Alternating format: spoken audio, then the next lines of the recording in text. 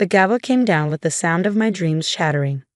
"Mr. Torres," Judge Harrison said, adjusting her glasses as she looked down at me from the bench, "your wife is claiming that Green Valley Landscaping is marital property built during your 7-year marriage. She's requesting 50% ownership."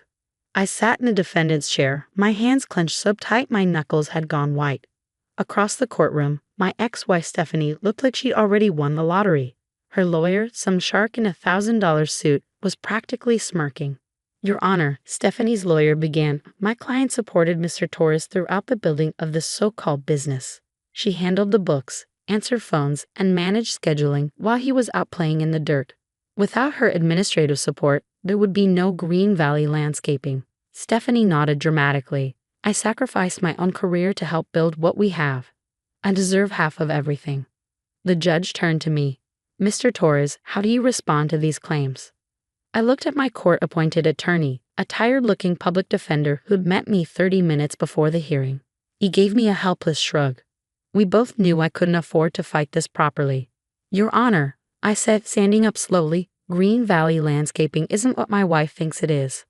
"Oh, please," Stephanie interrupted with a laugh that echoed off the courtroom walls. "Your Honor, my husband is just a gardener who got lucky. He cuts grass and plants flowers." I turned his little hobby into an actual business. The judge frowned at the interruption. "Mrs. Torres, please let your husband speak." "Thank you, Your Honor. The truth is, Stephanie never understood what Green Valley actually does. She thinks I'm just a landscaper because that's what I let her think." Stephanie's lawyer leaned forward. "Your Honor, Mr. Torres is clearly trying to minimize the value of the business to avoid paying my client what she's owed." "Actually," I said, reaching into my jacket pocket, "I think there's someone here who can explain better than I can." That's when Miguel stood up from the back row of the courtroom. Miguel Vasquez was 62 years old, built like a concrete block, and wearing a perfectly tailored navy suit that probably cost more than Stephanie made in 3 months. His silver hair was slicked back, and his dark eyes held the kind of confidence that comes from owning half of downtown. "Your Honor," Miguel said in his deep, accented voice as he walked toward the front of the courtroom, "may I approach?" Judge Harrison looked confused. "And you are?" "Miguel Vasquez, owner of Vasquez Construction and Development. I believe I can shed some light on the true nature of Green Valley Landscaping." Stephanie's face went white. I could practically hear her brain trying to process what was happening. "Mr. Vasquez," the judge said, "what is your relationship to this case?" Miguel smiled, and it wasn't entirely pleasant. "For the past 3 years, I have been working as an employee of Green Valley Landscaping." The courtroom went dead silent. Stephanie's lawyer recovered first. "Your Honor, that's impossible. Vasquez Construction is one of the largest development companies in the state. Mr. Vasquez couldn't possibly be working for a small landscaping company." "And yet," Miguel said, pulling out a folder thick with documents, "here is my employment contract with Green Valley Landscaping, dated 3 years ago. Here are my pay stubs, though I should mention, I work for free. Here are tax documents showing Green Valley as my primary employer." He handed the documents to the bailiff, who passed them to the judge. Judge Harrison examined the papers, her eyebrows climbing higher with each page. "Mr. Vasquez, this says you're employed as a consultant?" "That's correct, Your Honor, though the title doesn't really capture what we do." Stephanie finally found her voice. "This is ridiculous. Danny, tell them this is ridiculous." But I wasn't Danny anymore. I was Daniel Torres, and I was tired of pretending to be smaller than I was. "Your Honor," I said, "perhaps I should explain what Green Valley Landscaping actually does." "Please do, Mr. Torres." I walked to the center of the courtroom, feeling every eye on me. For 7 years, I'd let Stephanie believe I was just her blue-collar husband who played in the dirt for a living. It was easier that way, less complicated. 3 years ago, Miguel came to me with a problem. His construction company was building luxury developments, but the landscaping subcontractors kept failing. Missed deadlines, cost overruns, poor quality work. It was costing him millions. Miguel nodded. Daniel, had done some work on my personal property, a complete redesign of my estate grounds. The work was extraordinary. Not just landscaping, but environmental engineering, water management, ecosystem design. I'd never seen anything like it. "So you offered me a partnership," I continued. Green Valley would become the exclusive landscaping contractor for all Vasquez construction projects. But more than that, we'd be integrated into the design phase. Every new development, every commercial project, every luxury estate. The judge was reading through Miguel's documents. Mr. Torres, these contracts. Green Valley has handled the landscaping for Oakwood Estates, Riverside Commons, the new City Hall complex. 47 projects in 3 years, Miguel confirmed. Total contract value of $230 million. Stephanie's jaw literally dropped. But, I said, looking directly at my wife, Stephanie was never involved in any of it. What do you mean? Judge Harrison asked. Green Valley Landscaping has 2 divisions. The residential division, which Stephanie knows about, that's the small jobs, the suburban lawns, the flower beds. That division makes about $60,000 a year. It's basically a front. Miguel smiled. The commercial division is where the real work happens. Large-scale environmental projects, corporate campuses, municipal contracts. That division generates approximately $15 million annually. The courtroom erupted. Stephanie was screaming at her lawyer. Her lawyer was frantically shuffling through papers. The judge was banging her gavel for order.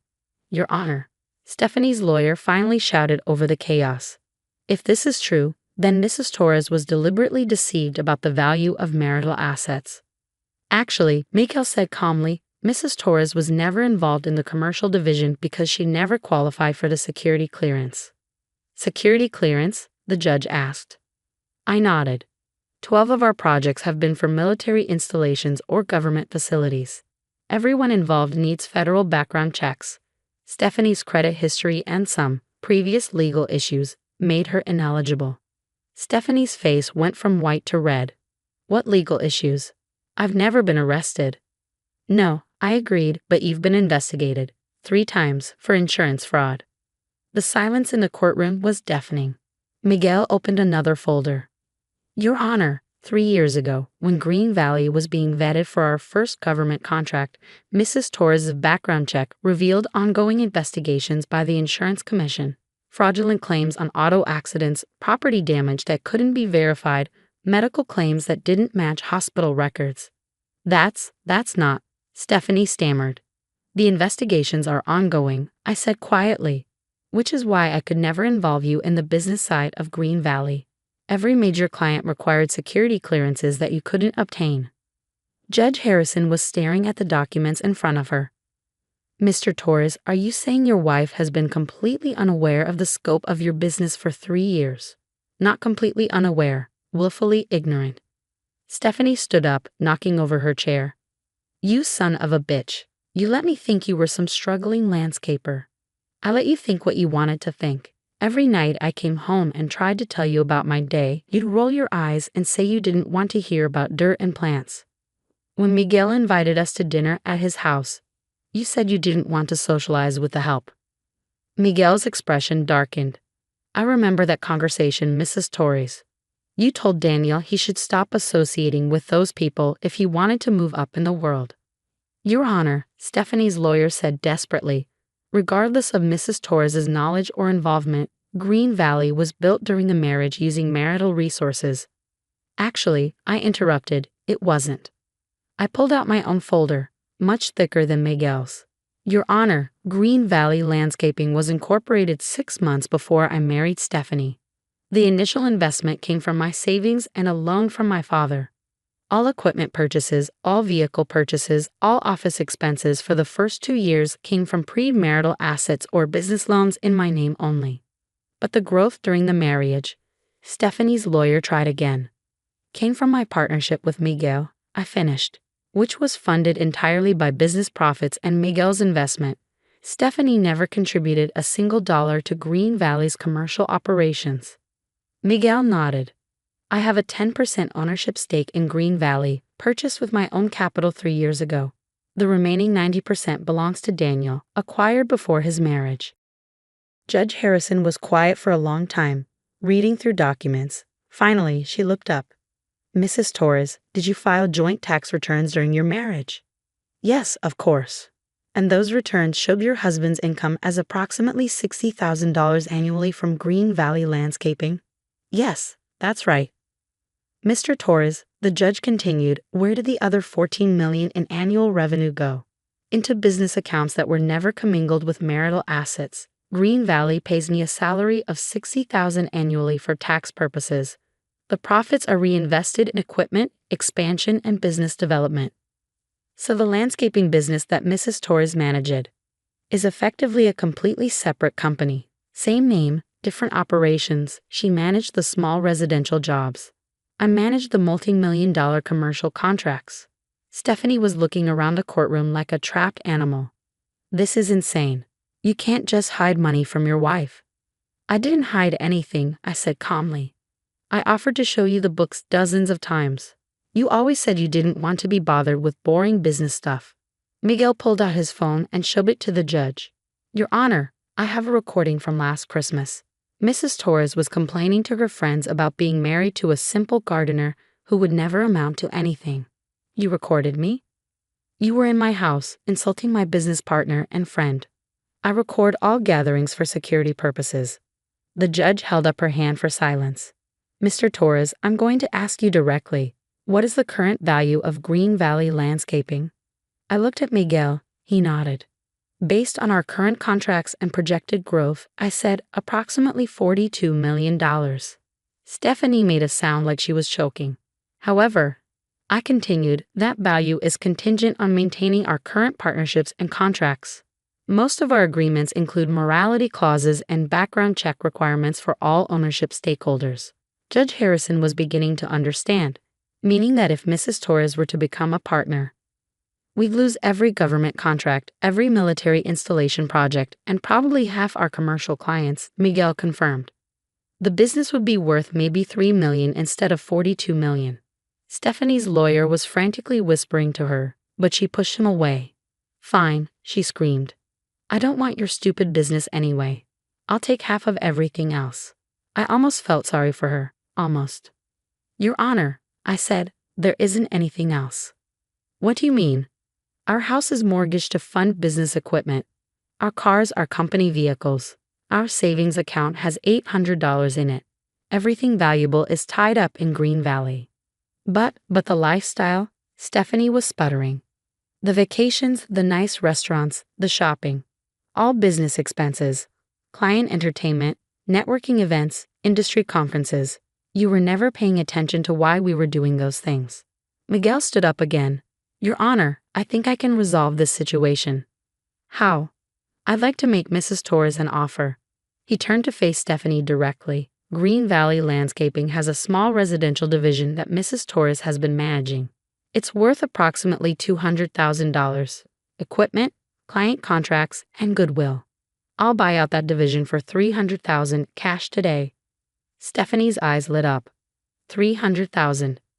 In exchange, Miguel continued, you sign away all claims to Green Valley's commercial operations, and you agree to a non-disclosure agreement about everything you've learned here today. Why? The judge asked.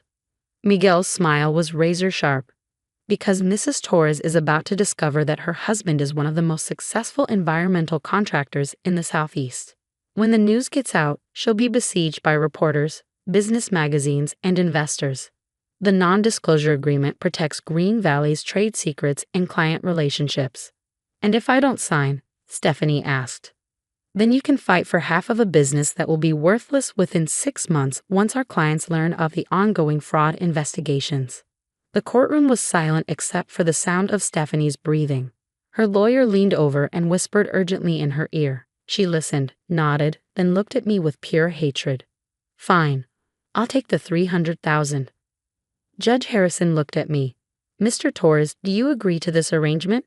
I thought about 7 years of marriage.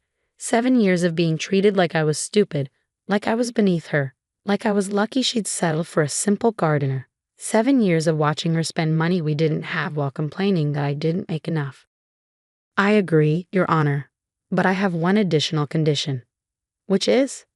Stephanie has to publicly acknowledge that she was never involved in building Green Valley's commercial success. No interviews, no social media posts, no telling friends she helped build a $40 million business. Danny, It's Daniel, and it's non-negotiable. She looked around the courtroom, realizing that everyone was staring at her. The woman who just discovered her simple gardener husband was worth more money than she could spend in 3 lifetimes. Fine, she whispered. The papers were signed that afternoon. Stephanie walked out of the courthouse with a check for $300,000, more money than she ever seen at one time in her life. But I could see in her eyes that she knew she'd just lost something worth infinitely more. Miguel and I walked to the parking garage together. He was quiet until we reached our cars. You know, he said finally, I never understood why you didn't tell her. About the business. About who you really are. About what you've built. I looked back at the courthouse. Because I needed to know who she really was. And now I do. Any regrets? I thought about it. 7 years of marriage. 7 years of pretending to be smaller than I was. 7 years of listening to someone I loved tell me I'd never amount to anything. Just one, I said finally. What's that? I should have done this 3 years ago. Miguel laughed, the first genuinely happy sound I'd heard all day. Well, you're free now. What's next for Green Valley? I pulled out my phone and showed him the email I'd received that morning. A contract proposal from the State Highway Department, $200 million over 5 years for environmental restoration along the new interstate expansion. We're going to need more equipment, I said. And more employees? Definitely, but this time, I'm not hiring anyone who thinks landscaping is just about making things look pretty. As I drove home, to the house that was now entirely mine, I thought about the look on Stephanie's face when Miguel stood up. The shock, the confusion, the slow dawning realization that she'd been married to someone she never bothered to understand. 7 years she complained about being married to a simple gardener. 7 years she'd rolled her eyes when I tried to tell her about my work. 7 years she'd made me feel small while I was building something extraordinary. But here's the thing about gardening, real gardening, the kind I do. It's not about making things pretty. It's about understanding complex systems, managing resources, creating sustainable growth from the ground up. Stephanie never understood that. She saw dirt and plants and manual labor. She never saw the environmental engineering, the water management systems, the soil chemistry, the ecosystem design. She never saw that I wasn't just a gardener. I was building something that would last long after she was gone. And now finally, I could stop pretending to be anything less than what I was. My phone rang as I pulled into my driveway. Miguel. Daniel, I forgot to mention something in court today. What's that? That highway contract you showed me. I put in a good word for you with the transportation commissioner. Her name's Maria Santos. Should I know that name? Miguel chuckled. She's my daughter, and she's been looking for a landscaping contractor who understands that roads are ecosystems, not just pavement. I sat in my car, looking at my house, and started laughing. Miguel? Yes. I think I'm going to like being divorced. 3 months later, Green Valley Landscaping was featured on the cover of Commercial Contractor magazine. The headline read, The Secret Garden. How one man built a multi-million-dollar empire while everyone thought he was just cutting grass. The article included a quote from Miguel. Daniel Torres is the most brilliant environmental contractor I've ever worked with. He sees possibilities where others see problems. There was no quote from my ex-wife. The non-disclosure agreement she'd signed made sure of that. But I heard through mutual friends that she'd moved to Florida and was telling everyone she met about her ex-husband, the multimillionaire landscaper she'd discovered and helped build into success. Some people never learn. As for me, I'm sitting in my new office, a converted barn on 50 acres outside the city, planning our next project. It's a complete environmental restoration of a 1,000-acre former mining site. The contract is worth $60 million over 4 years. My employee Miguel is here too, in his usual spot at the conference table, reviewing blueprints and arguing with me about soil pH levels and watershed management.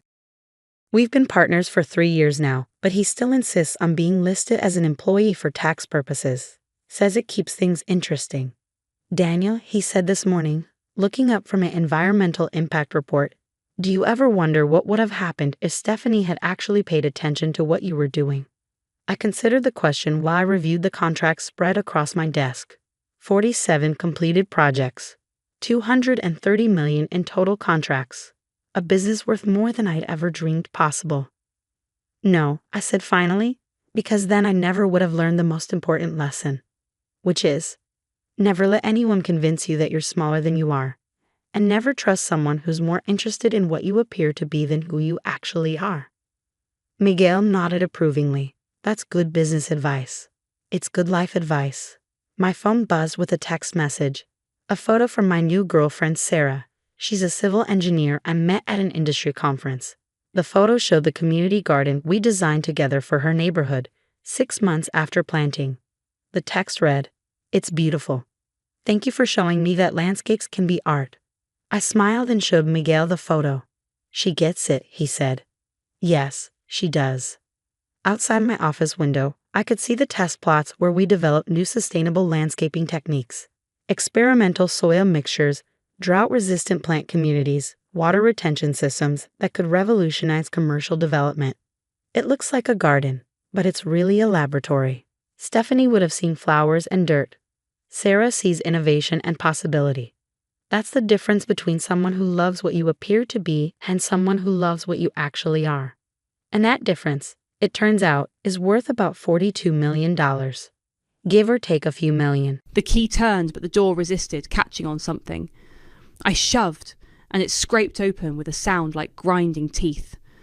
The smell hit me first. Stale beer, cigarette smoke, and something sour I didn't want to identify. I'd been gone for 2 days, a quiet weekend hiking by myself to recharge. It seemed I'd come home to a war zone. My name is Tamara Morgan. I'm 28 years old, and for the first time in my adult life, I had a space that was entirely mine. A sanctuary I had built piece by piece with my own money, my own sweat. Now, it looked like a frat house had exploded inside it. The living room was a graveyard of red Solo cups and crushed chip bags. A dark, sticky stain that looked suspiciously like wine soaked into the centre of my new beige rug. My favourite armchair was on its side, one of its wooden legs snapped clean off, but it was the glittering dust on the hardwood floor that made my breath catch.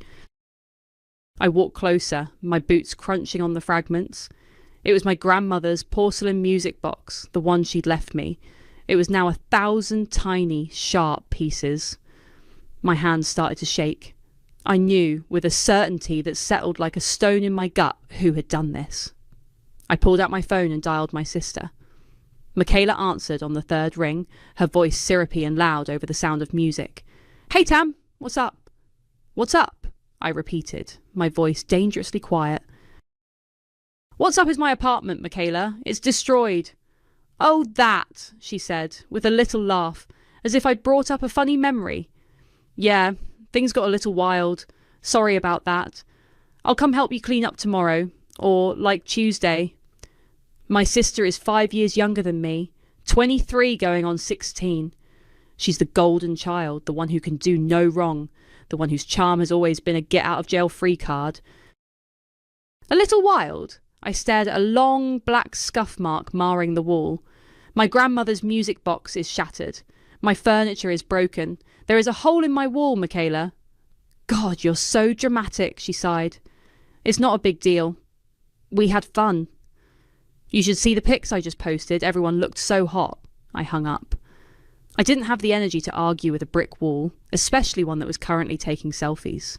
My next call was to my parents. I put them on speaker, needing the illusion of a united front on my side just for a moment.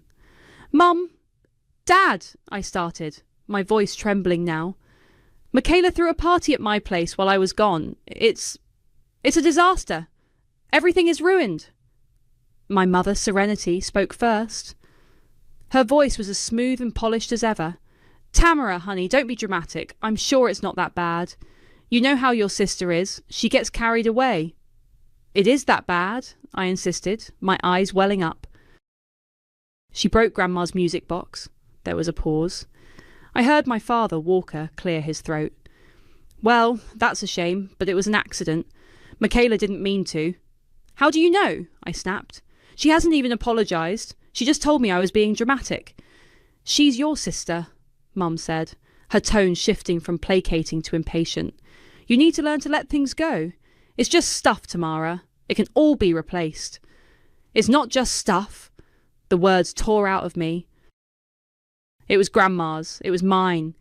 She didn't have permission to be here, let alone throw a party that destroyed my home.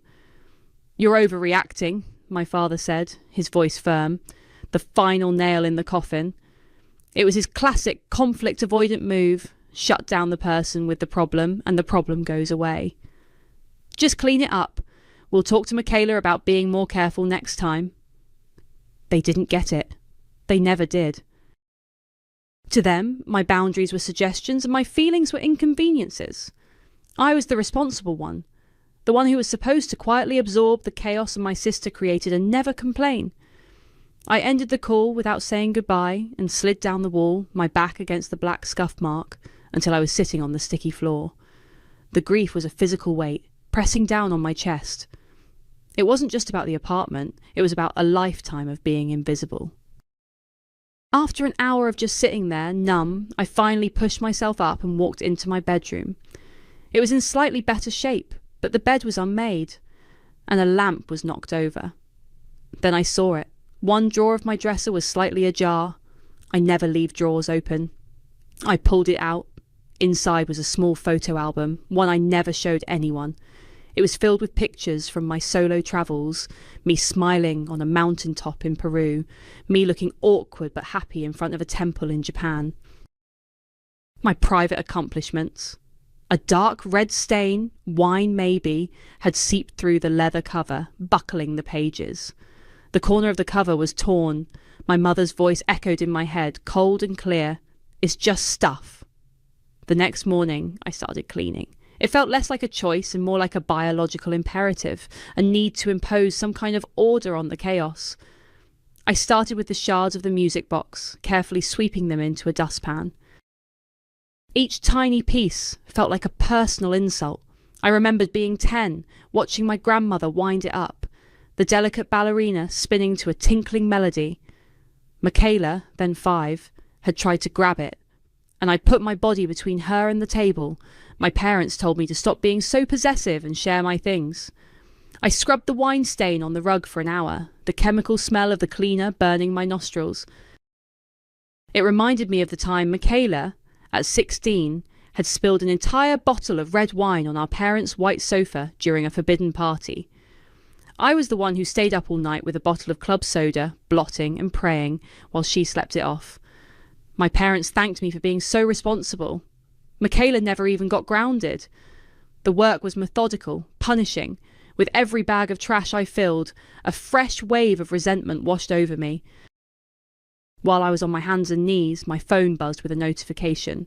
It was Instagram. Michaela had posted a new photo dump. The cover image was her, grinning, arms slung around her friend Hazel, holding up a bottle of my best tequila. The caption, "Life's too short for boring weekends." Tagged in my apartment. No shame, no remorse, just a public trophy of her disrespect. My phone rang later that afternoon. It was my mother. "Tamara, darling," she began, her voice breezy. "Your father and I were just talking. Our 30th anniversary is in a month, and we were thinking your apartment would be the perfect place to host a little get-together. It's so much more modern than our house." I was so stunned I couldn't speak. I was literally standing in the wreckage of her favourite daughter's last party, and she was asking me to host another one. "Did you hear what I said yesterday?" I finally managed to ask. "About what happened here?" "Yes, of course, and it's a shame," she said dismissively. "But you'll have it cleaned up by then, won't you? It'll be a lovely party, just family and a few close friends." "I'm not sure that's a good idea," I said, my voice flat. "Don't be difficult, Tamara. It would mean a lot to us. We're so proud of both our girls." The lie was so blatant it almost made me laugh. After I hung up, I called the only person who would understand, Camila. I'd known her since kindergarten, and she was the only one who had ever seen the full picture of my family.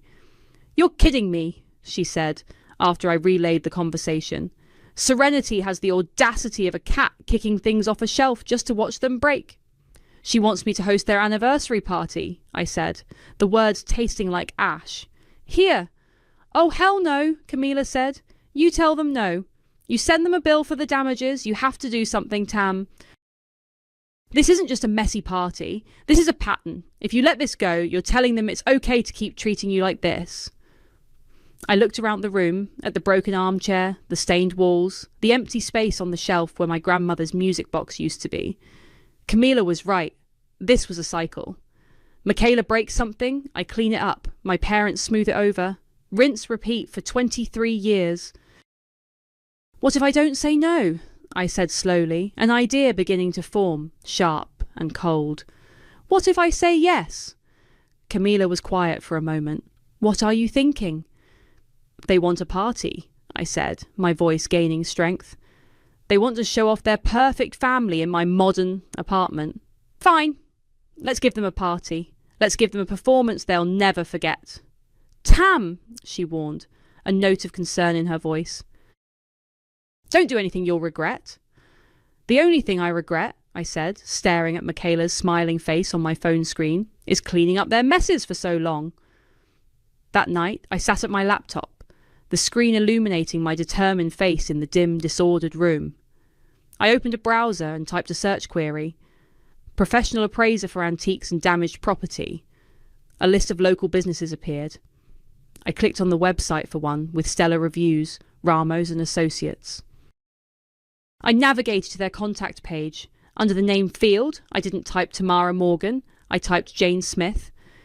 In the message box, I wrote, I require a comprehensive appraisal of damages to personal property, including antique heirlooms and furniture, for insurance and potential civil litigation purposes. The situation is sensitive and requires discretion. I would like to book a month-long consultation to document the full extent of the financial and material losses. I hit send. The quiet click of the mouse was the first shot fired in a war they didn't even know had been declared. A few days later, a man named Samuel Ramos stood in the middle of my living room. He was in his mid-30s, with a calm, methodical presence that was the complete opposite of the chaos surrounding him. He held a tablet and made quiet notes, his eyes missing nothing.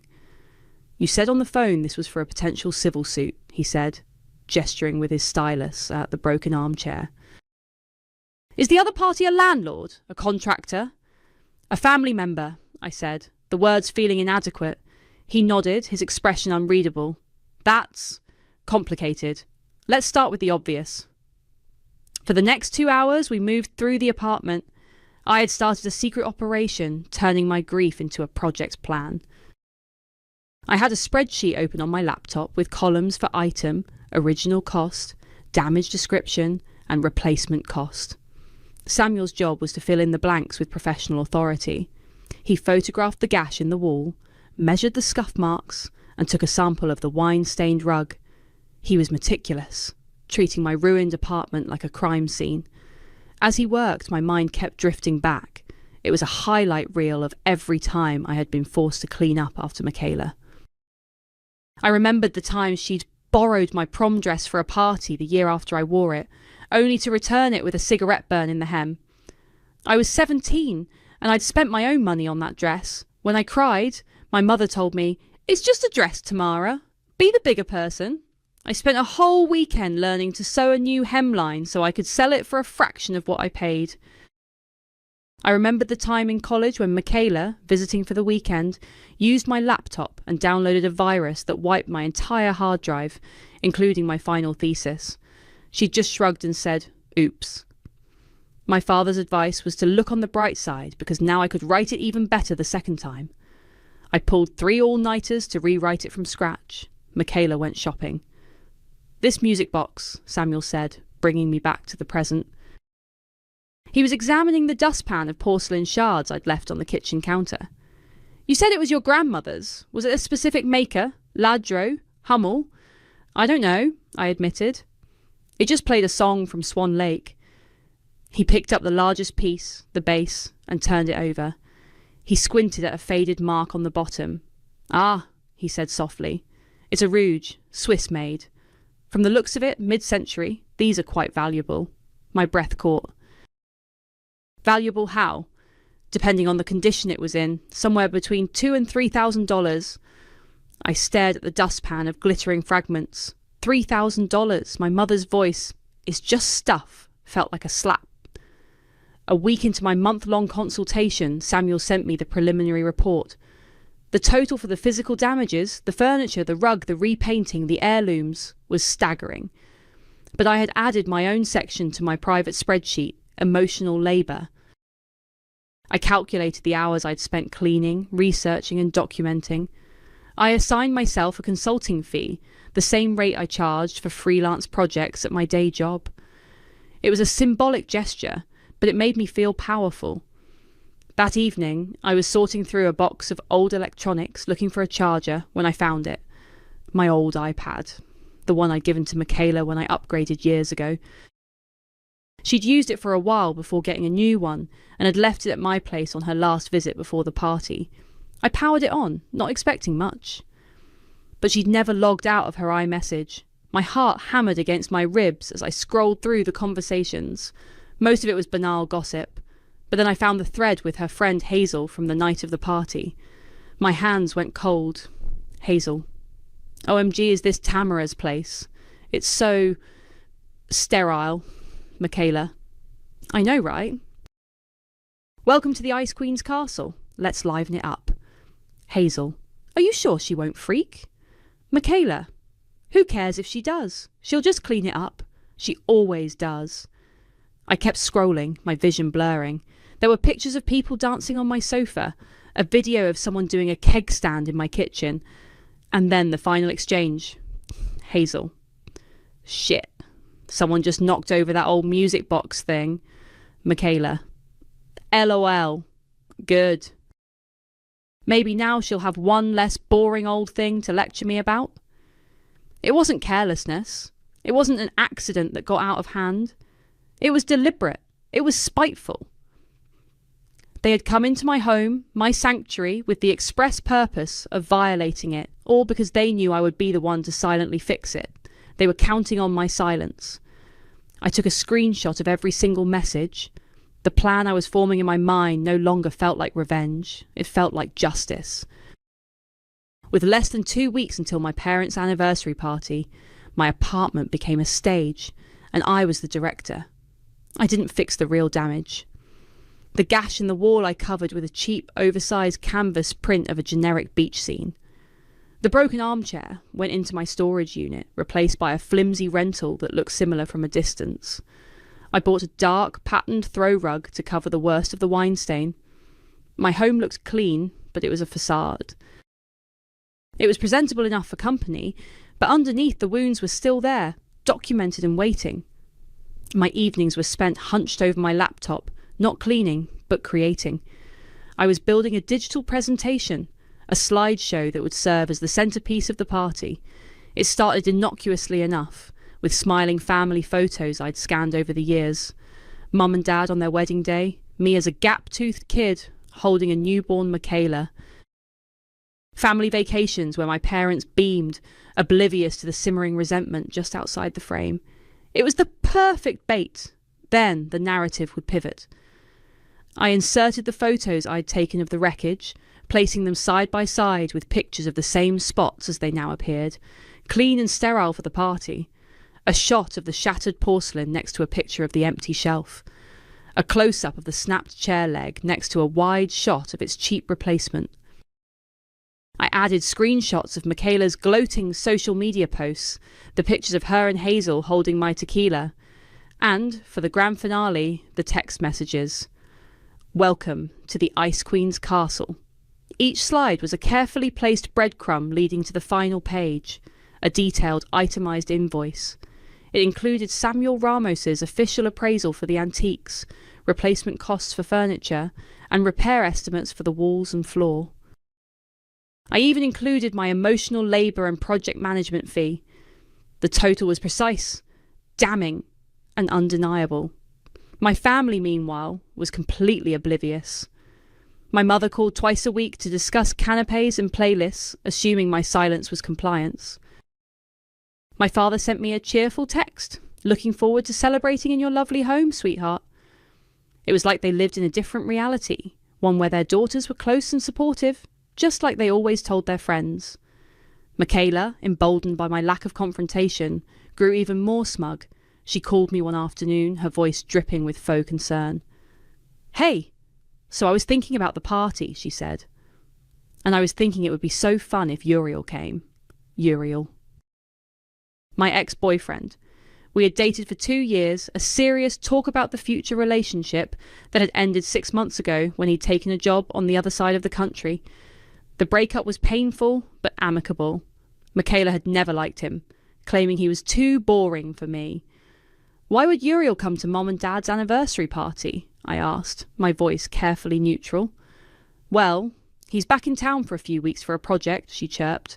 I ran into him the other day. He said he really missed everyone? It would be a nice surprise for you, don't you think? A little reunion. I knew exactly what she was doing. She was stirring the pot, trying to throw me off balance. It was a classic Michaela move. Create a little emotional chaos for her own entertainment. She thought I was the same old Tamra who would get flustered and upset, making a quiet scene she could mock later. Sure, Michaela, I said, my voice calm. If you think he'd want to come, feel free to invite him. The more the merrier. Her surprise was audible in the brief silence that followed. Oh, okay, cool. I will. She was expecting a fight, a protest, anything but acceptance. By agreeing I had taken away her power, let her bring Uriel, let her try to orchestrate her petty dramas. It would all just be more fuel for the fire I was about to light. The night before the party, Camila came over. She watched as I did a final run-through of the slideshow on my laptop. Her face was grim. Are you sure about this, Tam? She asked softly. Once you do this, there's no going back. This is scorched earth. I looked around my fake clean apartment. I thought about the torn photo album, the shattered music box, and the text message calling me an ice queen. I thought about a lifetime of being told my feelings were an overreaction. I know, I said, my gaze steady. I've been living on their scorched earth my whole life. It's time they felt the heat. Camila sighed, then gave me a small, determined nod. Okay, then let's burn it all down. The party began just after 7. Guests trickled in, filling my apartment with the murmur of polite conversation and the clinking of wine glasses.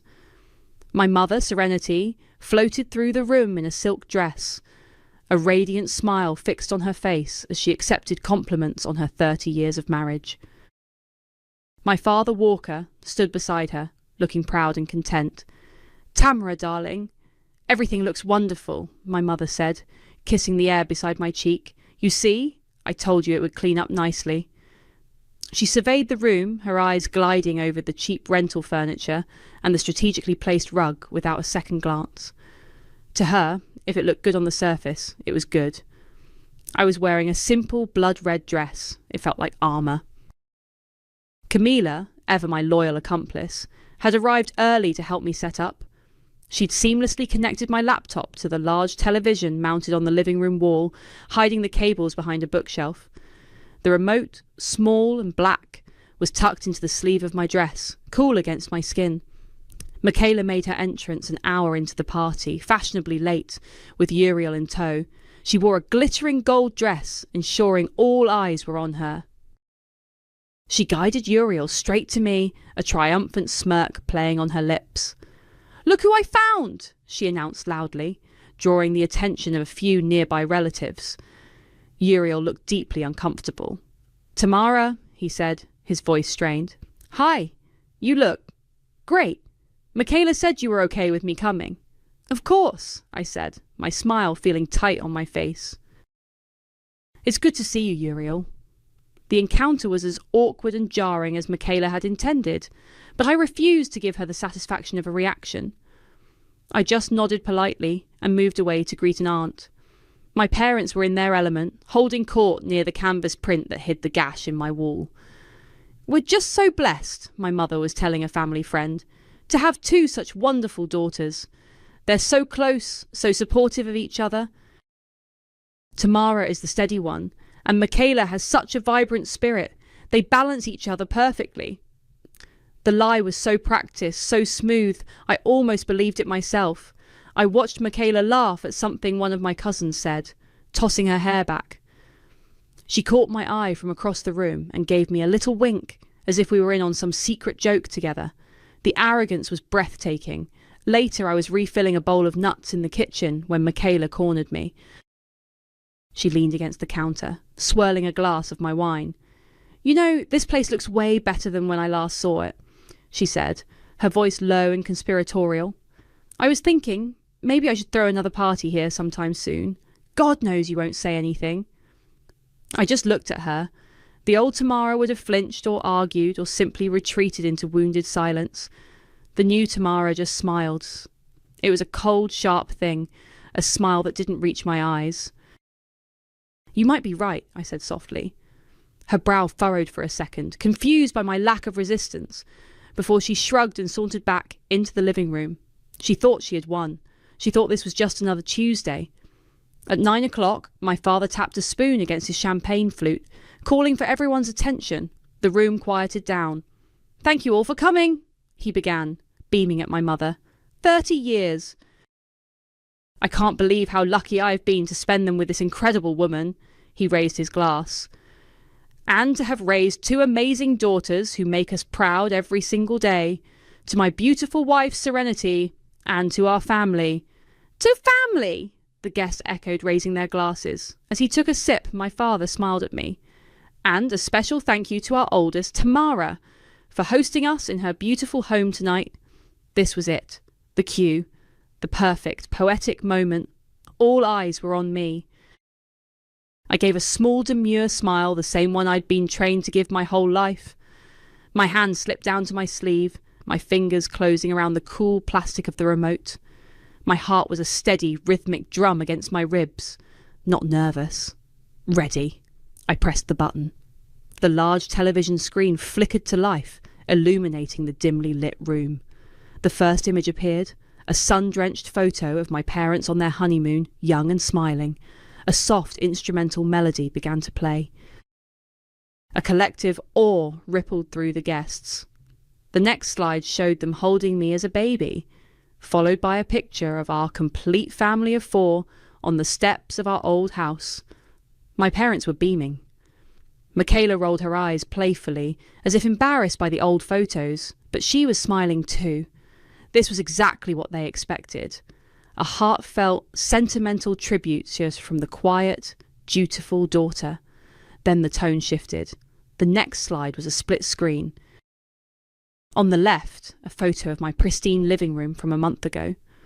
On the right, a photo of the same room, post-party, littered with trash and broken furniture. The gentle music stopped abruptly, replaced by silence.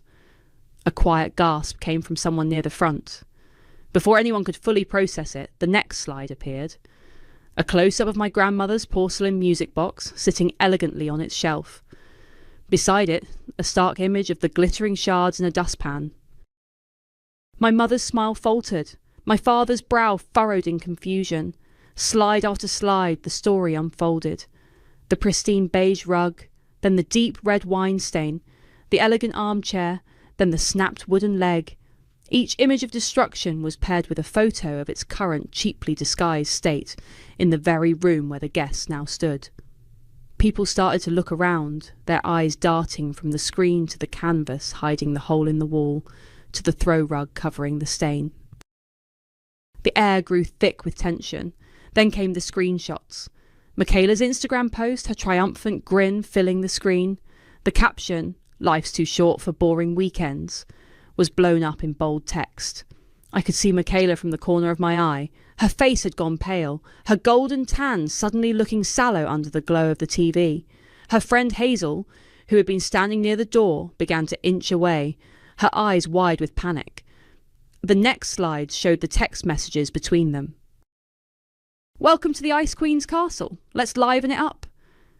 "Who cares if she does? She'll just clean it up. She always does." LUL. Good. Maybe now she'll have one less boring old thing to lecture me about. A low murmur spread through the crowd. My great-aunt Clara stared at Michaela, her mouth agape. My mother took a step forward, her voice a sharp hiss. "Tamara, what is this? Stop this right now." But I didn't stop. I was the one in control. The final slide appeared, and it was the most damning of all. It was a clean, professional-looking invoice against a stark white background. The header read, "Invoice, damages and labour. Below, an itemised list detailed every single cost. Antique music box, Rouge, cease. 1950. Appraisal value, $2,800, armchair, repair, replacement, $950. Rug restoration, replacement, and $200. Wall repair and repainting, $750. Property cleaning services, 16 hours, hours 50 HR, $800. Project management and documentation, 40 hours, hours 65 HR, $2,600. Miscellaneous damages, lamps, dishes, etc. $900. Emotional distress and breach of trust. Priceless. The room was utterly silent. Hazel slipped out the front door, closing it quietly behind her. My father stood frozen, his champagne flute still in his hand, looking from the screen to me and back again. Michaela was white as a sheet, her eyes wide with a mixture of horror and fury. My mother looked like she had been struck. Then, at the very bottom of the screen, the grand total appeared in large, bold numbers, followed by one final devastating sentence. Total due, 18,472. Presented with love from your irresponsible oldest daughter who just had some stuff stolen. The final slide hung in the air, an indictment glowing in the silent room. The chaos that followed wasn't loud and explosive, but a series of sharp, fracturing cracks. "Turn it off, Tamara!" my mother commanded, her voice shaking with rage. She lunged for the television, but the presentation was already over. The screen went black, leaving her reflection pale and furious, staring back. Guests began to whisper, their polite party facades crumbling. They shifted uncomfortably, avoiding eye contact with my family with each other. My great-aunt Clara, never one for subtlety, muttered to my uncle, "I always knew something was off with that one, sweet as pie on the outside." Michaela finally found her voice. It wasn't apologetic or ashamed. It was a shriek of pure indignation. "You ruined everything!" she screamed at me, her face contorted. "You couldn't just let it go. You had to make this huge, insane scene and ruin Mom and Dad's anniversary." For the first time in my life, I didn't shrink. I didn't look away. I met her gaze, and my voice was unnervingly calm. I learned from the best. My words hung between us, a quiet admission of a truth everyone in our family had always ignored. She had been my teacher in cruelty, and I had finally graduated. Suddenly, a new voice cut through the tension. It was Uriel. He had been standing awkwardly by the drink table, and he was clearly drunk. "She's not wrong," he slurred, pointing a wobbly finger at Michaela. "This is your fault." Michaela whirled on him. "Shut up, Uriel. You're drunk." "So what if I am?" he shot back, his words growing louder. "At least I'm honest. You invited me here to hurt her, to get under her skin for fun. That's what you said. You wanted to see her squirm." He looked at me, his eyes filled with a strange mix of pity and guilt. "I'm sorry, Tam. I shouldn't have come." With that, he slammed his glass down on the counter and stormed out, leaving a stunned silence in his wake. Even Camilla, who had been watching from the sidelines with a grim sort of pride, looked shocked by the raw confession. The last of the guests began to make hasty exits, murmuring apologies and excuses. No one wanted to be a witness to the final implosion of the Morgan family. Soon, it was just the four of us left, standing in the wreckage of the party and 30 years of lies. My mother was staring at me, her expression one of utter betrayal. "How could you do this to us? To your family?" "You are not my family," Michaela spat. "Not anymore." But it was my father's reaction that cut the deepest. He hadn't moved, hadn't yelled. He just looked at me, his face a mask of confusion and profound hurt. He walked slowly towards me until he was standing just a few feet away. "Why?" he whispered, his voice cracking. "Why did you do this, Tamara?" The question, so simple and so clueless, broke something inside me. All the years of swallowed anger, of quiet sacrifice, of being the bigger person, came pouring out. "Because you raised me to," I said, my own voice breaking for the first time that night. You taught me that my feelings didn't matter, that my things didn't matter. You taught me to be quiet and clean up the mess and never ever complain. You raised me to think silence was a respect. But it's not. It's erasure. He had no answer. He just stared at me, the perfect family man, finally seeing the cost of his peace. My mother, however, had found her voice again. Her composure was back, but it was glacial. "Get out," she said. Not to Michaela, but to me. "This party is over. And so are you. You are disinvited from Christmas, from birthdays, from all of it. You have embarrassed this family beyond repair." It was the sentence I had been expecting my whole life. The official excommunication. I should have felt devastated. I should have felt loss. Instead, I felt a strange, hollow sense of peace. The performance was over.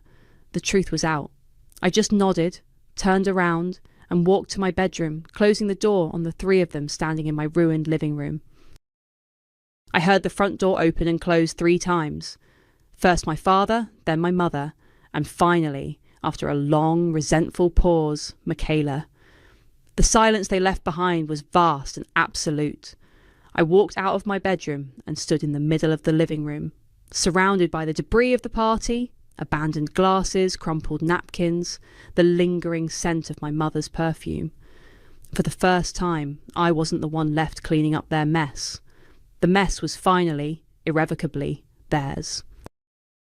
I took a deep breath, and for the first time in my own home, it felt like my own air. The next day, my phone was a battlefield. There were angry texts from cousins calling me cruel and vindictive. There were messages from my mother's friends expressing their deep disappointment, but there were also unexpected messages of support. A text from my great-aunt Clara read, "About time someone stood up to your mother. Your grandmother would be proud." An email from a distant uncle simply said, "I saw you. We see you." The most surprising message came from Samuel Ramos, the appraiser. "A friend of mine was a guest last night," he wrote. "She told me what happened. The documentation you compiled is thorough. If you decide to pursue this in small claims court, you have a very strong case. Let me know if you need a formal witness." His offer was a quiet validation, a professional acknowledgement that my pain had a quantifiable legal weight. Michaela sent a single text late that night. "I'm sorry, okay? I didn't think you'd actually care that much." It was the most pathetic apology I had ever received, a perfect encapsulation of her entire worldview. She wasn't sorry for what she did. She was sorry she got caught. I didn't respond. I just deleted the message and blocked her number. Then I blocked my parents. The silence that followed was a relief. The next weekend, I hired a handyman to repair the gash in the wall. I watched as he expertly spackled and sanded it, erasing the physical evidence of the fight. I threw out the cheap rental furniture and the stained rug. The apartment felt empty, but it was a clean, hopeful kind of empty. It was a blank slate. Closure didn't come in the form of a tearful reunion or a dramatic courtroom victory. I never filed the small claims suit. The invoice had never been about the money. It was about the accounting. It was about forcing them to look at the bill for all the damage they had caused, emotional and otherwise. Justice, I was learning, wasn't about forcing others to pay a price. It was about reclaiming your own value. I changed the locks on my apartment. I went to an antique shop and spent an afternoon looking at music boxes, not to replace the one I'd lost, but to appreciate their beauty for myself. I didn't buy one. Some things can't be replaced. And I was done trying to fill empty spaces with imitations. Instead, I bought myself a new rug, a beautiful one in deep shades of blue and green.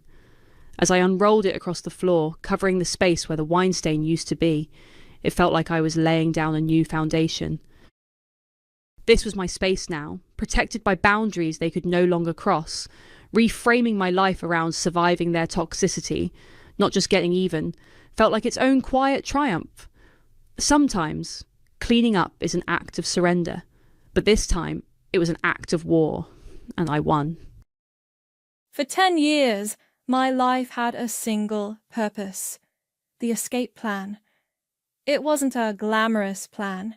It was built on late nights, stocking shelves at a second job, on cheap instant noodles when my friends were out for dinner, on every single vacation day I cashed out instead of took. It was a plan that smelled like burnt coffee and exhaustion. All of it was for a number, $50,000. That was the number that would buy me a tiny house with a big garden. It wasn't about luxury. It was about silence. It was about soil under my fingernails and a door I could lock that no one else had a key to. My name is Tiffany Ross, and I'm 29 years old. For as long as I can remember, my life has been a series of obligations to my family.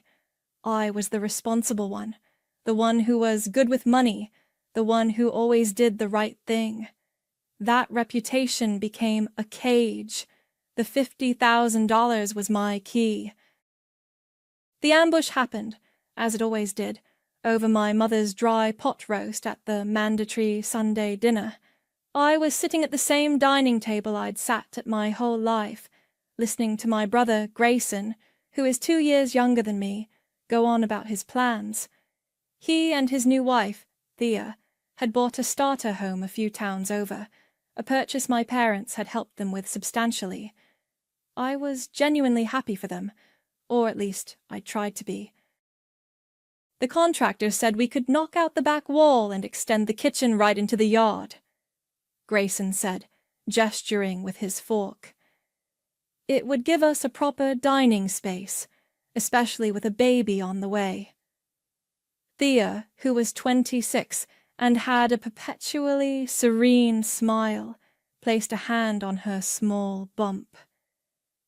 It would be a dream. We could host holidays then. My mother, Tamara, beamed. Oh, that would be wonderful. Your father and I aren't getting any younger. It's time for the next generation to take over. My dad, Gary, just grunted in agreement, sawing at his meat. At 55, he was a man of few words and even fewer compliments, at least for me. His pride was a finite resource, reserved entirely for his son. I nodded along, trying to look interested. That sounds like a big project. Expensive. Grayson smirked, a familiar entitled expression I'd seen 1,000 times. Well, that's where you come in, Tiff. I froze, my fork hovering over my plate. Me? What do you mean? My mother reached across the table and patted my hand. Honey, we know you've been saving. You've been so disciplined. We're so proud of you. The air in the room shifted. It felt thick, heavy. My dad put his knife and fork down, his gaze finally landing on me. It was the look he used when he was about to lay down the law. Grayson and Thea need a good start, he said, his voice flat and final. A man needs to provide for his family, and his family needs to support him. You've got that nest egg you've been sitting on. 50,000, your mother said. My blood ran cold. How did they know the exact amount? I'd never told them. I'd been so careful. I looked at my mother, whose smile was starting to look brittle. She must have seen a bank statement, maybe one that was accidentally mailed to their house, my old address. The account was an old one they'd helped me open when I was a teenager. That's my house deposit, I stammered, my voice barely a whisper. I've been saving for 10 years for a house. Grayson laughed, not a mean laugh, but a dismissive one, like I'd just told a silly joke. A house? Tiff, you're single. What do you need a whole house for? We're a family. We're building a future. This is for your nephew or niece. Thea chimed in, her voice soft and syrupy. We'd be so grateful, Tiffany. It would mean the world to us. I looked from face to face, my brother's casual entitlement, my sister-in-law's passive-aggressive sweetness, my father's unmovable decree, and my mother's pleading eyes begging me to fold, to be the good daughter she'd raised. They had discussed this. They had planned this ambush. They saw my decade of sacrifice not as my future, but as their resource. I couldn't find the words to refuse. Not yet. The shock was too great. I just shook my head, pushing my chair back from the table. I have to go. No one tried to stop me. As I walked to the door, my mother followed. She grabbed my hand, her grip surprisingly strong. I turned to look at her, and she gave me an eerie, tight-lipped smile. "You'll do the right thing," she said, her voice low and certain. Like always.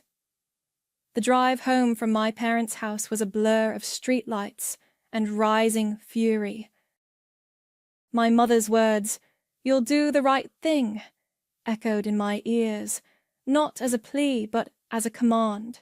They hadn't asked. They had informed me of my new financial obligation. For 10 years, I had been the good daughter, the reliable sister, the family ATM who never asked for anything in return. That night, something inside me finally snapped. I got home to my small apartment, the one I paid for with my own salary, and sat in the dark. My hands were shaking.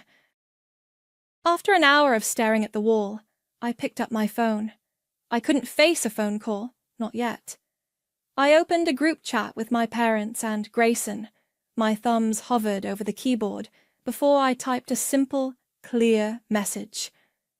"I'm not giving you the money. That is my house fund, and it's not up for discussion." I hit send before I could lose my nerve.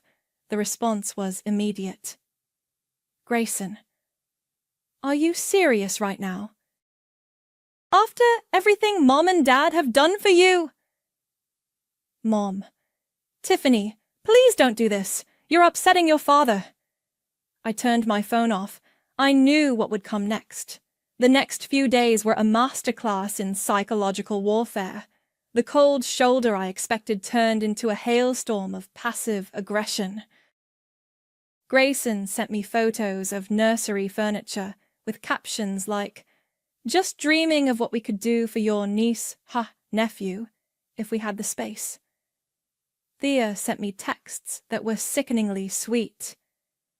"Thinking of you. I know you have a big heart and will make the right choice for the baby." My mother's texts were the worst. They were filled with guilt and emotional blackmail. "I didn't raise a selfish daughter. You're tearing this family apart. Your father is so disappointed he can't even speak to me." Dad, of course, remained silent. His disapproval was a weapon he wielded through my mother. By Wednesday, the constant barrage was getting to me. I felt a knot of anxiety tighten in my stomach. They were trying to wear me down, convinced I would eventually cave like I always did. It was then that a sliver of real fear cut through my anger. The bank account.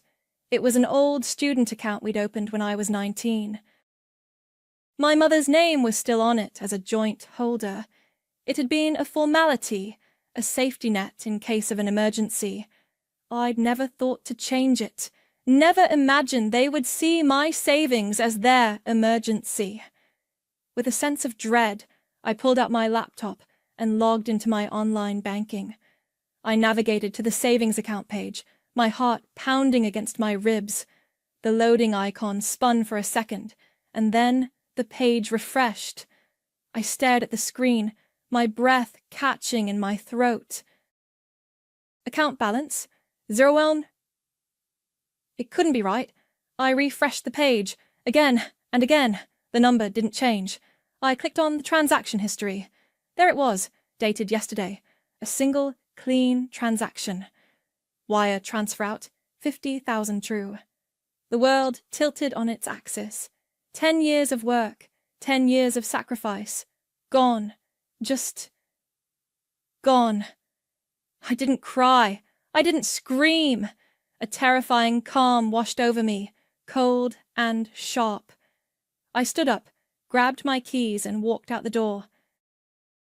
I drove to my parents' house, the house I grew up in. I let myself in with my old key and found them in the living room, watching television as if nothing had happened. My mother saw me first and her face fell. "Tiffany. Honey. Where is it?" I asked, my voice dangerously quiet. My father muted the TV with the remote, his expression unreadable. "Where is what?" "Don't play dumb with me. The money. My money." "Where is it?" He sighed, a long, weary sound, as if I were a toddler throwing a tantrum. "It's been taken care of. It's with Grayson. He and Thea are meeting with the contractor tomorrow." I stared at him, unable to process the sheer audacity. "You stole from me." "We didn't steal anything," he said, his voice rising. "We provided for the family. We reallocated a family resource. One day you'll grow up and see it was for the greater good." My mother wrung her hands. "We knew you'd never agree, but it was the only way. It's for your brother." "That account had my name on it," I whispered, the words feeling like ash in my mouth. My father scoffed. "Your name was only ever decorative, Tiffany, a formality. It was always family money." They had done it. They had looked at my life's work and decided it belonged to them. They had stolen my future and felt righteous about it. The last thread of hope, the last vestige of the daughter I used to be, finally severed. The cold calm in my chest solidified into something hard and heavy. I looked at them, truly looked at them, perhaps for the first time. I saw two people who believed their sons' wants were more important than their daughter's entire future. I turned to leave, my hand on the doorknob. Then I stopped and looked back over my shoulder. "You remember the house deed, right?" I whispered. Gary and Tamara just looked at me, a flicker of confusion in their eyes. They had no idea what I was talking about. But I did. And in that moment, I knew my escape plan hadn't been destroyed. It had just changed. I didn't sleep that night. I sat on my couch, the cold calm from my parents' house hardening into a diamond-hard resolve. The confusion on their faces when I mentioned the deed was my only comfort. They had forgotten. In their arrogance, they had forgotten the single most important piece of leverage I had over them. The next morning, I called Violet. She's my oldest friend, someone I've known since kindergarten, and now, at 31, a sharp-as-a-tack family law attorney. I got her voicemail and left a clipped message. "Vi, it's me. Call me back as soon as you can. It's an emergency." She called back within 10 minutes. "Tiff, what's wrong? You sound weird." I didn't waste time with pleasantries. I laid it all out in a flat, emotionless tone. The dinner, the demand for $50,000, the discovery of the empty bank account, and my father's chilling words about my name being decorative. There was a long silence on the other end of the line. When Violet finally spoke, her voice was tight with fury. "He said what?" "Tiffany, that's not just immoral. That's straight-up theft. We can file a police report." "No," I said immediately. "No police. Not yet. I want to handle this my way." "I need to ask you something. Do you remember about 12 years ago, when my dad's contracting business was going under?" I could practically hear her thinking. "Vaguely. I remember you were worried they were going to lose the house." "They almost did," I said. "To protect it from the creditors, they transferred the deed entirely into my name. I was 19. You were there. You and your mom were the witnesses on the paperwork." "Oh my God," Violet breathed. "I remember that." "Your parents made it sound like some temporary tax thing. They had you sign a stack of papers in your kitchen." "They told me it was a formality," I said, the word tasting like poison. "They said it was just to keep things safe until the business mess was sorted out. They never transferred it back." "So, the house they are living in right now, is legally 100% yours?" "That's what I need you to confirm," I said. "I need you to pull the county records. I need to know, beyond any shadow of a doubt, that my name is the only one on that deed." "I'm on it," she said, the sound of keyboard clicking already starting in the background. "Give me an hour." 58 minutes later, my phone buzzed with an email from her. The subject line was a single word: bingo. Attached was a PDF of the current property deed for my parents' address. There, in clear typed letters, was the owner's name: Tiffany A. Ross. I stared at it, a slow, cold smile spreading across my face. It wasn't a decorative name. It was a weapon. I called her back. "I have it. It's mine." "It's yours," she confirmed. "Clean title. No liens I can see from this initial search." "Tiff, what are you going to do?" "I'm going to get my money back," I said. "Or collateral." Violet hesitated. "Okay, legally you can start eviction proceedings. As the sole owner, you have the right to remove any tenants, even if they're your parents and there's no formal lease. But are you ready for what that means? The fighting, the screaming, they will make your life a living hell." I thought of my 10 years of sacrifice, of every skipped vacation and lonely dinner. I thought of my dream of a small garden, a place of peace they had stolen to build a bigger kitchen for my brother. "They already set the bar," I said coldly. "They ambushed me and took everything without a second thought. I'm just playing by their rules now."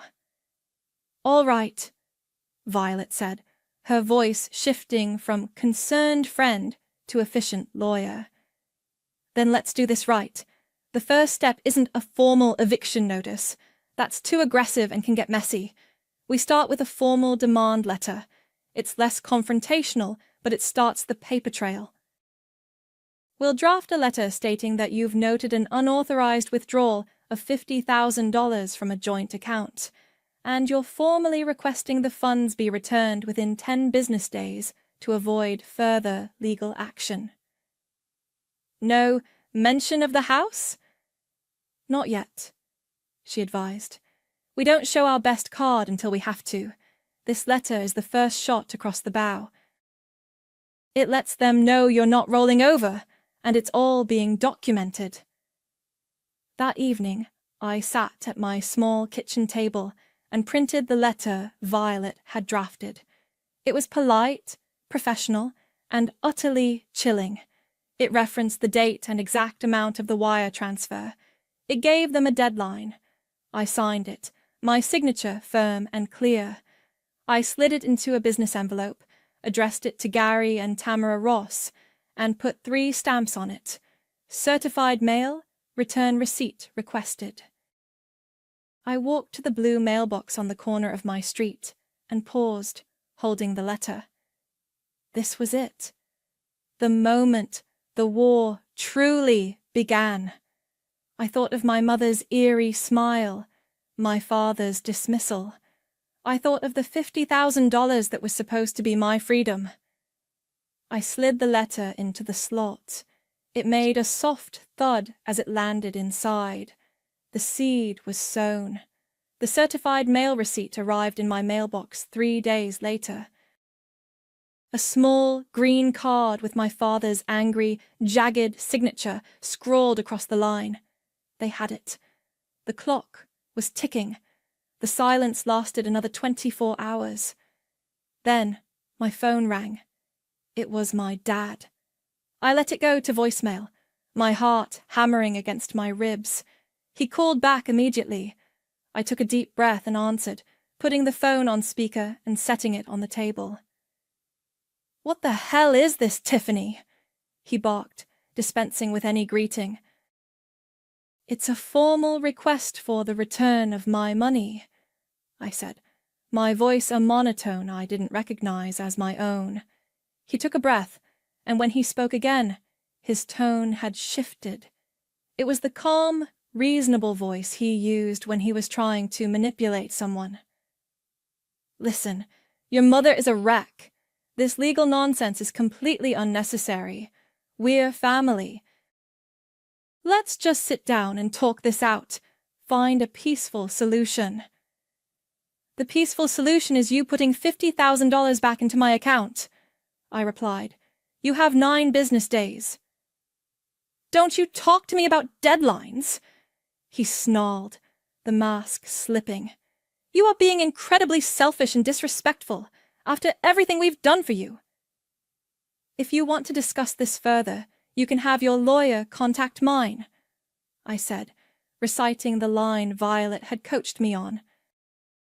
"Her information is in the letter." I hung up before he could respond. The next day, they escalated. I was in the middle of a team meeting at work when my boss, Samantha, poked her head in. "Tiffany, you have a visitor." I frowned, confused, and followed her out to the reception area. And there was my mother, her face blotchy and tear-streaked, clutching a tissue in her hand. My co-workers were staring. My stomach dropped. "Mom, what are you doing here?" She launched herself at me, wrapping me in a hug that felt more like a trap. "Oh, Tiffany, how could you do this to us?" she sobbed, loud enough for the entire office to hear. "A letter? From a lawyer? We're your parents. You're destroying your father. He's so stressed he can't sleep." I pried her off me, my face burning with humiliation. "Mom, this is my workplace. This is not the time or the place." "I don't know what else to do," she wailed. "You won't answer our calls. You're treating us like criminals. All we did was help your brother, your family." I grabbed her by the arm and steered her toward the exit. "We are not having this conversation here." I pushed her gently out the glass doors and into the hallway. "Go home." "It's that friend of yours, isn't it?" she hissed, her tears miraculously drying up. "That lawyer, Violet. She's putting these ideas in your head. You were never like this." I just stared at her. "Go home, Mom." I turned and walked back inside, refusing to look back. The fallout was immediate. Samantha called me into her office and shut the door. She was 35, sharp and no nonsense, but she'd always been a fair boss and a good mentor. "I'm not going to ask what that was about," she said, her expression kind but firm. "But I will say this, Tiffany. Your numbers have been down for the past week. You're distracted.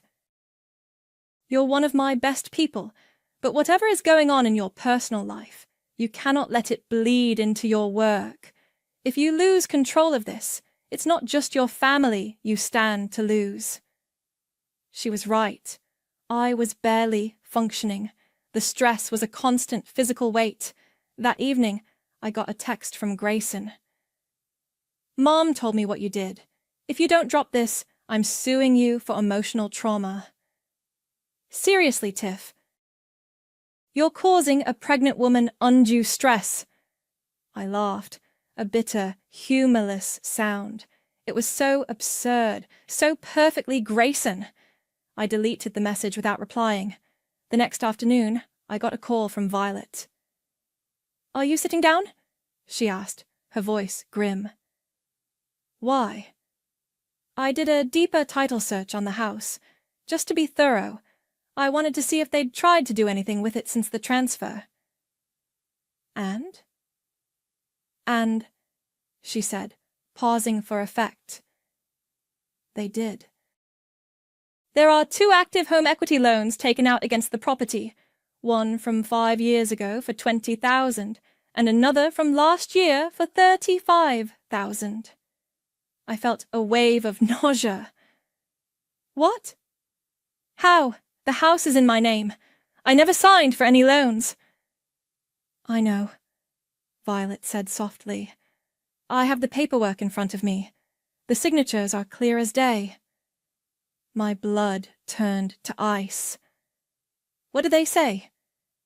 They say, Tiffany A. Ross.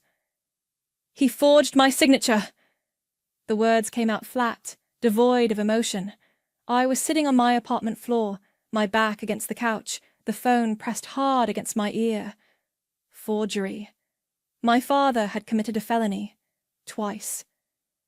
It looks that way, Violet said, her voice carefully neutral. $55,000 in debt, secured against your property, in your name. Tiff, this changes everything. This isn't just a family dispute over a joint account anymore. This is criminal fraud. My mind raced. The first loan, 5 years ago. That was around the time Grayson bought his ridiculously expensive car. The second, just last year. That would have been for his wedding to Thea.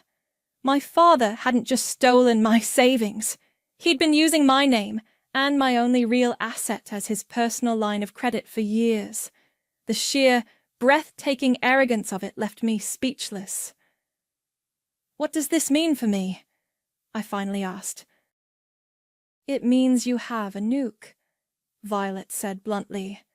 Before, we were talking about a civil eviction, messy, emotional, drawn out.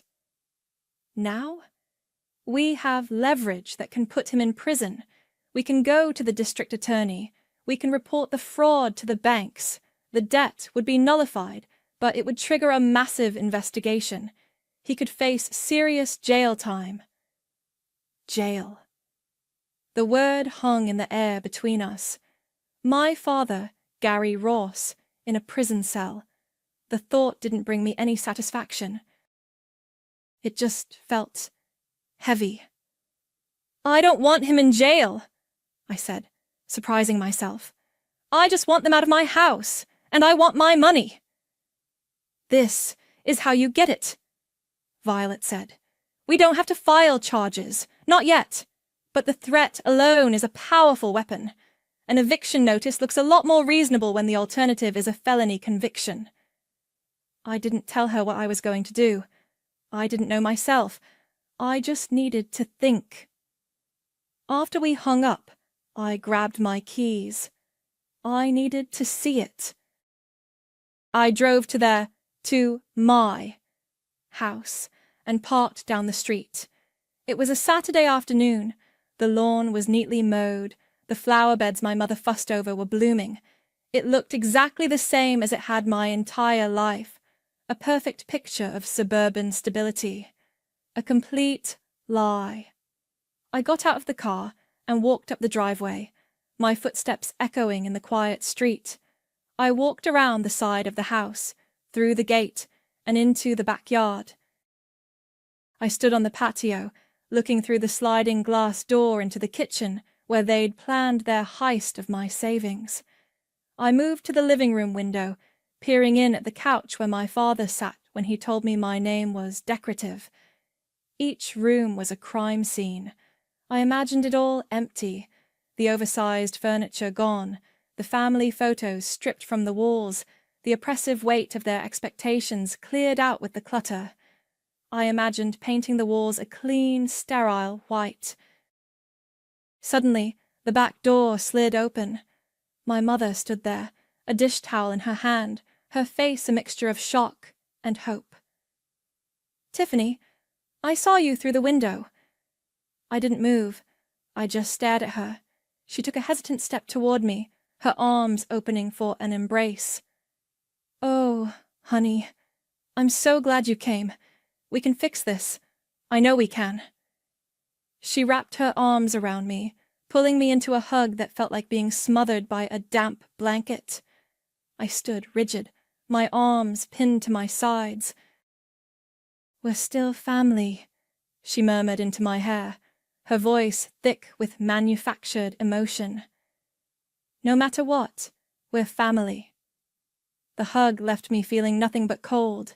I gently pushed her away. "I wasn't coming to see you," I said. "I was just looking at the house." Her face fell. The hurt looked genuine for a moment, before it hardened back into defensive anger. I turned and walked away without another word, leaving her standing alone on the patio. Back in my apartment, I felt restless, agitated. I started cleaning, needing to do something with my hands. I pulled out a box of old things from the back of my closet, stuff I'd brought from my childhood room when I first moved out. It was mostly junk, yearbooks, old concert tickets, but at the bottom, tucked inside a worn copy of To Kill a Mockingbird, was a thin, blue envelope. My grandmother's handwriting was on the front. "For Tiffany, when you're old enough to need it." My grandmother had died when I was 20. She was my mother's mom, a quiet, sharp-witted woman who saw more than she let on. I had forgotten all about this letter. My hands trembled as I opened it. The note inside was short, written on her floral stationery. "My dearest Tiffany, your mother is a good woman, but she is weak. She will always follow your father, even when she knows he is wrong. Your father believes the world owes him something, and he will take it from those closest to him if he feels he must. They will expect you to be the dutiful daughter. They will expect you to sacrifice for your brother. Do not let them. Your life is your own. Never, ever trust what they expect of you." I read it again, and again. She had known. All those years ago, she had seen this coming. She had left me a warning, a validation. It was the last piece of permission I needed. The weapon wasn't just the forged loan documents. It was the truth. My grandmother's letter became my shield. The 10-day deadline in my initial notice came and went with no money returned, only a few more pleading, then angry voicemails. With the discovery of the fraudulent loans, Violet and I moved to the next phase. We didn't need a long, drawn-out eviction process through the courts. We had a much sharper blade. Violet drafted a second letter. This one was not a request. It was a formal notice to quit, a legal document giving them 30 days to vacate the premises. It also contained a carefully worded paragraph mentioning financial improprieties related to the property, that I was willing to settle privately upon their immediate compliance with the notice. It was a clear, unmistakable threat. Get out, or I expose the fraud. A process server delivered it on a Tuesday evening. My phone exploded less than an hour later. This time I answered. It was my mother, and she was screaming. "Are you insane? An eviction notice! You're throwing your own parents out on the street!" "You have 30 days to find a new place to live," I said, my voice as calm as a frozen lake. "I think that's more than generous." "Your father is going to have a heart attack. This is his home." "It's my home," I corrected her, "and he's been committing felonies using it as his personal bank. You can both be grateful I'm not calling the police right now." I heard my father grab the phone. "You listen to me, you ungrateful little brat!" he roared. "You will not do this. I will fight you. I will take you to court, and I will tell the judge what a vindictive, horrible daughter you are. Tell him about the forged signatures while you're at it, I said, and hung up. The next day, Grayson showed up at my apartment. He didn't knock, just pounded on the door with his fist. I opened it a few inches. "What do you want, Grayson?" He looked disheveled, his usual arrogance replaced with a desperate fury. "You have to stop this. Mom is a mess. Thea is worried sick. This isn't a game, Tiff." "You're right. It's not a game," I said. "It's the consequence of you and your parents stealing $50,000 from me." He actually scoffed. "Oh, get over the money already. It's just money. This is about family." I stared at him, truly baffled by his logic. The money was for my future, a future you all decided I didn't deserve. He reached into his pocket and pulled out his wallet, fumbling with it before pulling out a check. "Here." He shoved it at me. "Here's $5,000. Is that what you want? Will that make you shut up and leave them alone?" I looked down at the check, then back up at his face. I didn't take it. I just slowly and deliberately closed the door in his face. I heard him curse and kick the door before storming off. The story, as I knew it would, began to leak. My parents, in their desperation, started telling their side to anyone who would listen. Neighbors, friends, distant relatives. They painted me as a cold, money-obsessed monster who was evicting her loving parents out of spite. The family's perfect image was cracking under the strain. But I had a plan for that too. I had a copy of the deed, the demand letter, and an anonymized summary of the fraudulent loans. I sent the package to a local community Facebook group administrator, a woman known for her love of neighborhood drama, with a simple note. Thought the community should know what's really happening on Elm Street. It took less than 12 hours. The post went viral in our small town. Suddenly, the narrative wasn't about the poor, elderly couple being thrown out by their cruel daughter. It was about the parents who stole their daughter's life savings and forged her name on loans to fund their son's lifestyle. Grayson and Thea were tagged relentlessly. Comments on Thea's baby registry page turned vicious. The public embarrassment was swift and brutal.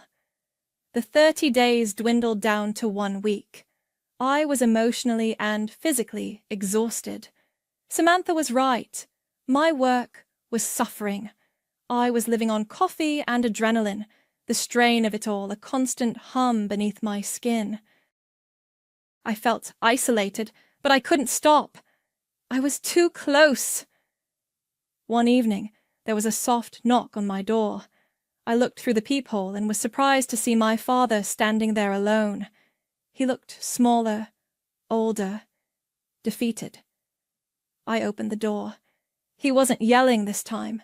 In his hands, he held a dusty, old cardboard box. "Can I come in?" he asked, his voice raspy. I hesitated, then stepped aside. He walked into my small living room and set the box on my coffee table. He opened the flaps. It was filled with old photo albums and loose pictures. My first day of school, a family vacation to the Grand Canyon. Me, age 10, beaming with a blue ribbon from the science fair. "I was wrong," he said, not looking at me. He picked up a photo of me as a toddler on his shoulders. "We were wrong. We pushed you too hard. We took you for granted." I stood by the door, my arms crossed, saying nothing. "Don't do this, Tiffany," he pleaded, his voice finally breaking. "Don't throw us out." "We'll pay you back. I'll get a second job. We'll work out a payment plan," We can make a deal. Please, don't destroy your family over this. I looked at the photos, at the smiling faces of a family that never really existed. It was all a performance, and I was done playing my part. I looked from the dusty box of curated memories to my father's desperate face. The performance was good, I had to admit. The broken voice, the nostalgic props, it was a compelling final act. But it was still an act, a deal, a negotiation, not an apology. A payment plan, I asked, my voice devoid of any warmth. You want me to trust you with a payment plan after you forged my signature on $55,000 of loans, after you drained my savings account in a single transaction? He flinched, the mention of the forgery hitting its mark. It was a mistake, Tiffany. A terrible mistake. No, I said, walking over to the coffee table and closing the flaps on the box. A mistake is forgetting to pick up milk from the store. What you did was a calculated series of crimes against your own daughter. You didn't think it was a mistake when you were spending the money. You only think it's a mistake now that you've been caught. I pushed the box back towards him. The deal is this. You are out of my house by noon on the 30th. If you are not, the evidence of your bank fraud goes to the district attorney. There is no other deal. His face crumpled, the desperation turning to the familiar, ugly rage I knew so well. You'll regret this. You'll die alone. I'd rather be alone than be your collateral, I said, opening my apartment door. Get out. He snatched the box and stormed out, slamming the door behind him. I leaned against it, my body trembling not with fear, but with the sheer, unadulterated finality of it all. The 30th was a Friday. I took the day off work. Violet had arranged everything. A locksmith was scheduled for 12:05 p.m. A moving crew, contracted for a curbside-only job, was scheduled for 12:30 p.m.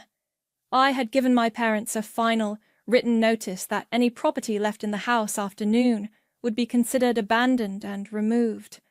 I knew they wouldn't believe me. They were probably out shopping for groceries, assuming I would blink at the last second. I sat in my car down the street, just as I had before, and watched. At 11:45 a.m., their car pulled out of the driveway and headed down the street. My mother was in the passenger seat. Perfect. At 12:05, the locksmith's van pulled up. He was efficient, drilling out the old locks and installing new, heavy-duty deadbolts on the front and back doors in under 20 minutes. He handed me a small box with 4 new keys. They felt heavy in my palm, like medals. At 12:30, the moving truck arrived. The crew was professional and quick. I unlocked the front door and gave them their instructions. Everything goes. Put it on the curb. They worked in a silent, methodical rhythm. First the living room furniture, the couch my father sat on, the recliner he watched TV from. Then the dining set where they had ambushed me, box after box of kitchen supplies, clothes, knickknacks. The house began to echo, its contents piling up on the front lawn like a shipwreck. At 1:15, my parents' car turned onto the street. It slowed, then stopped abruptly in the middle of the road. I saw my mother's hand fly to her mouth. My father threw the car into park and leaped out, his face purple with rage. He ran toward the house, toward me, as I stood on the porch. "What have you done?" he screamed, his voice cracking. "I'm moving you out," I said simply. He tried to push past me to get to the front door, but I stood in his way. He grabbed my shoulders, shaking me. "You can't do this.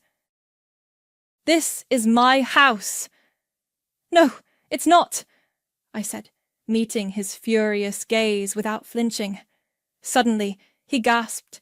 His face went pale, a slick sheen of sweat appearing on his forehead. He clutched his chest, his legs buckling beneath him. He stumbled backward off the porch steps and collapsed onto the lawn, right next to a box of my mother's precious garden gnomes. My mother's shriek cut through the air. "Gary! Oh my God, Gary! Call 911!" Everything stopped. The movers froze, a lamp halfway out the door. The neighbors who had been peeking through their blinds were now openly staring. For a single, breathless moment, I hesitated. My hand was in my pocket, my fingers wrapped around my phone. I saw him lying there, gasping for air, and a part of me, the daughter I used to be, screamed to help him. But another, colder part, the part he had created, held me still. I watched him struggle. I watched my mother fall to her knees beside him, sobbing his name. After a beat that stretched for an eternity, I pulled out my phone. I dialed the numbers. But before I called for an ambulance, I took a picture of the scene. The furniture on the lawn, my mother crying, my father clutching his chest. Evidence. Then, and only then, did I call 911. As the sirens wailed in the distance, my mother looked up at me, her face a mask of pure hatred. "You've destroyed this family!" she screamed, her voice raw with grief and fury. I looked down at her, at the man on the grass, at the wreckage of our lives piled on the curb. "You did that," I replied softly, "the day you chose him over me." The paramedics arrived in a flurry of controlled chaos. My father's medical scare turned out to be a severe panic attack. Not a heart attack, though he was taken to the hospital for observation. My mother went with him, leaving me alone on the lawn with the movers and the remnants of their life. I paid the crew, locked up my empty house, and drove away without looking back.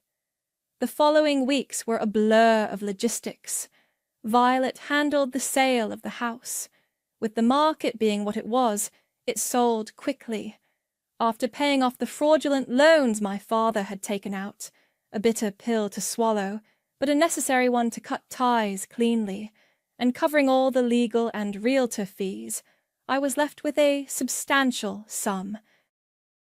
It was more than the 50,000 they had stolen, but it felt like blood money. I didn't want a big house anymore. The dream had been about solitude and safety, not square footage. I found a tiny renovated cottage for rent an hour away, in a town where no one knew my name. It was small and unassuming, but it had a patch of overgrown land out back that was perfect, a blank slate. My garden.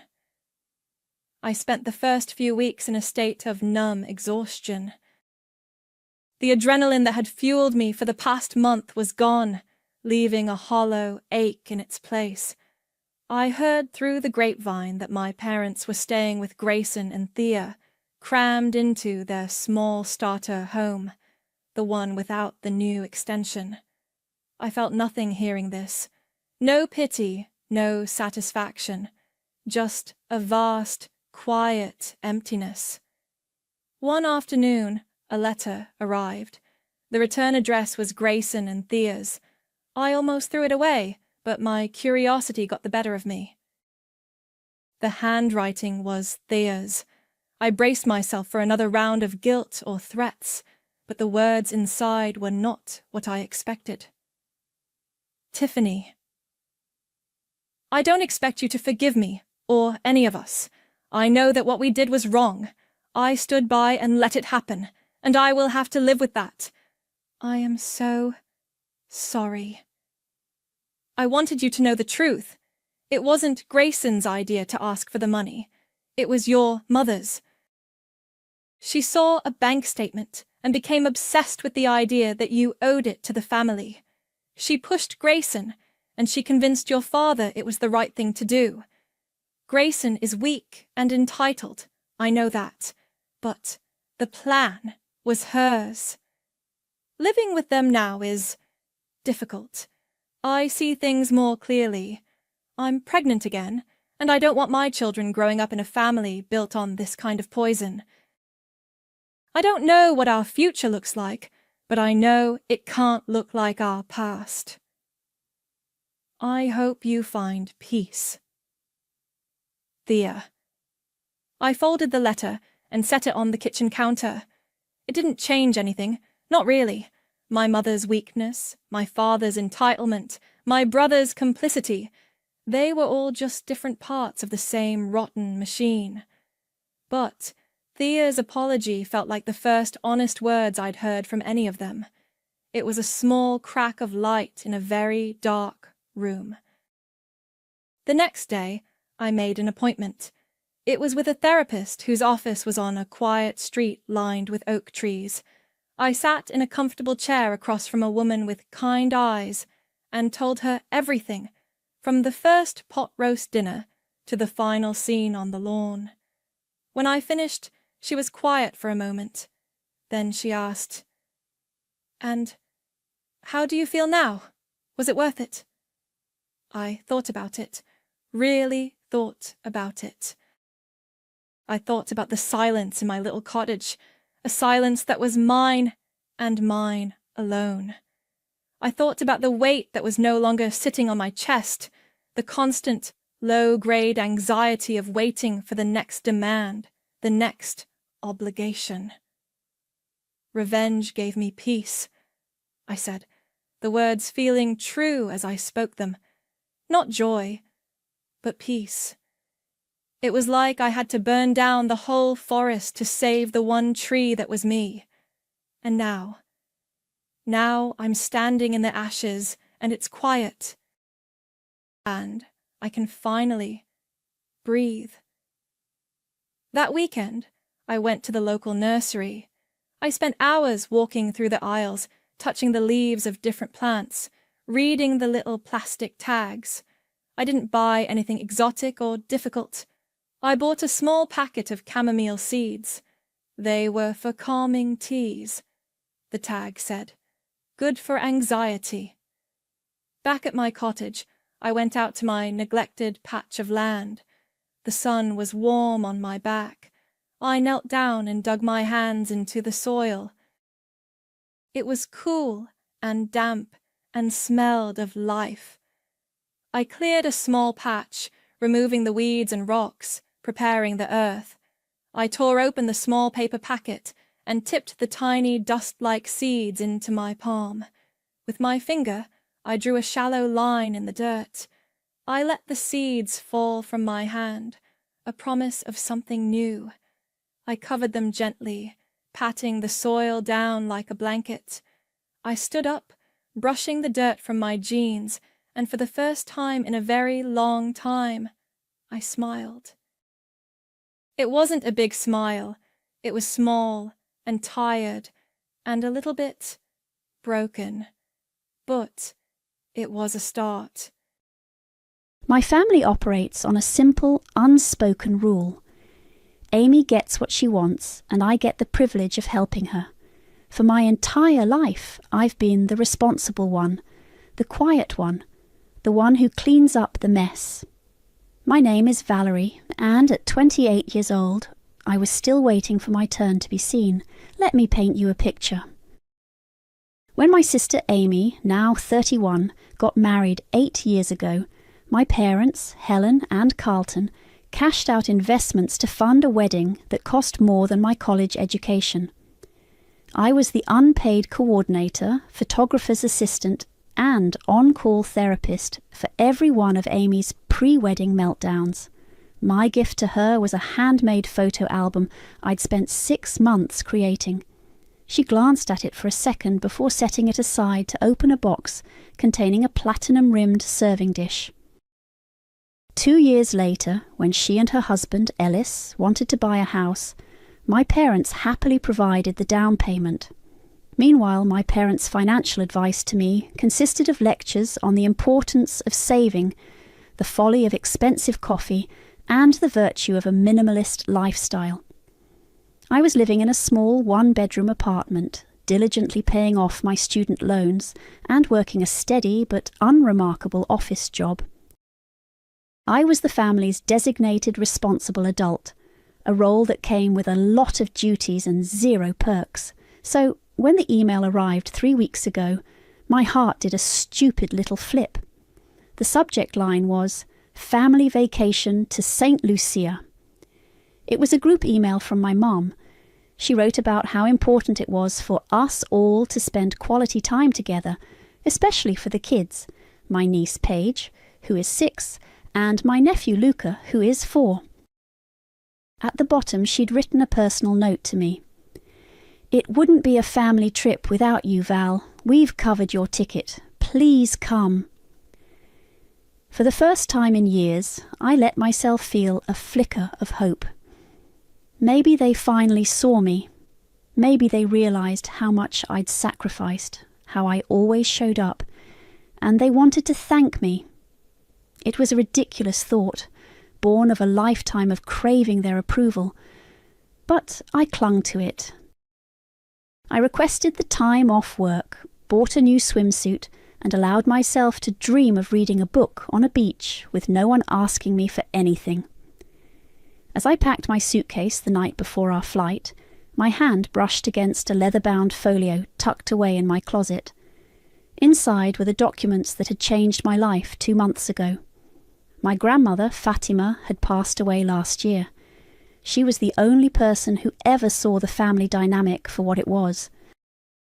"They'll drain you dry if you let them, Valerie," she'd told me once, her voice sharp but kind. "Don't you ever let them." I thought her legacy was just her collection of old books and a few pieces of jewellery. But her lawyer had called me in for a private meeting.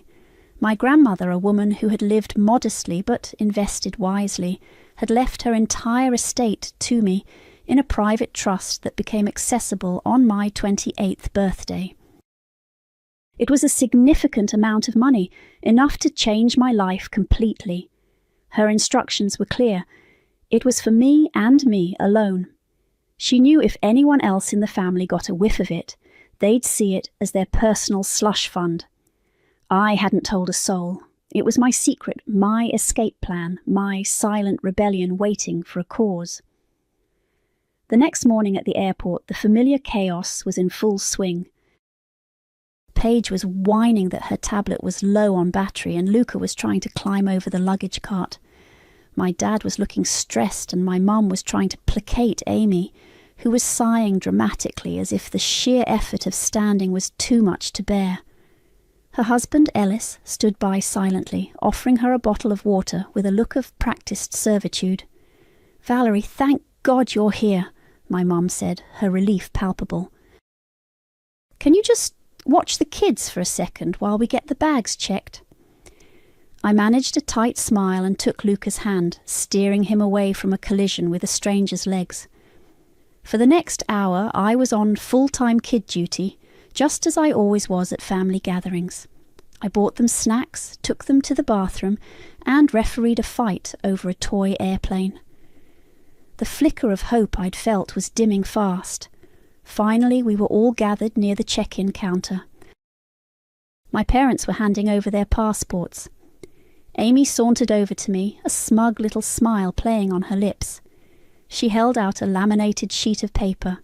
"Here," she said, her voice dripping with condescension. "I made you a schedule for the kids. It has their nap times, snack preferences, and a list of approved activities. You're a lifesaver, Val. We couldn't have done this trip without our nanny." The laminated paper felt slick and foreign in my hand. "Nanny?" The word echoed in the cavernous airport terminal, louder than the announcements for boarding flights to Dallas and London.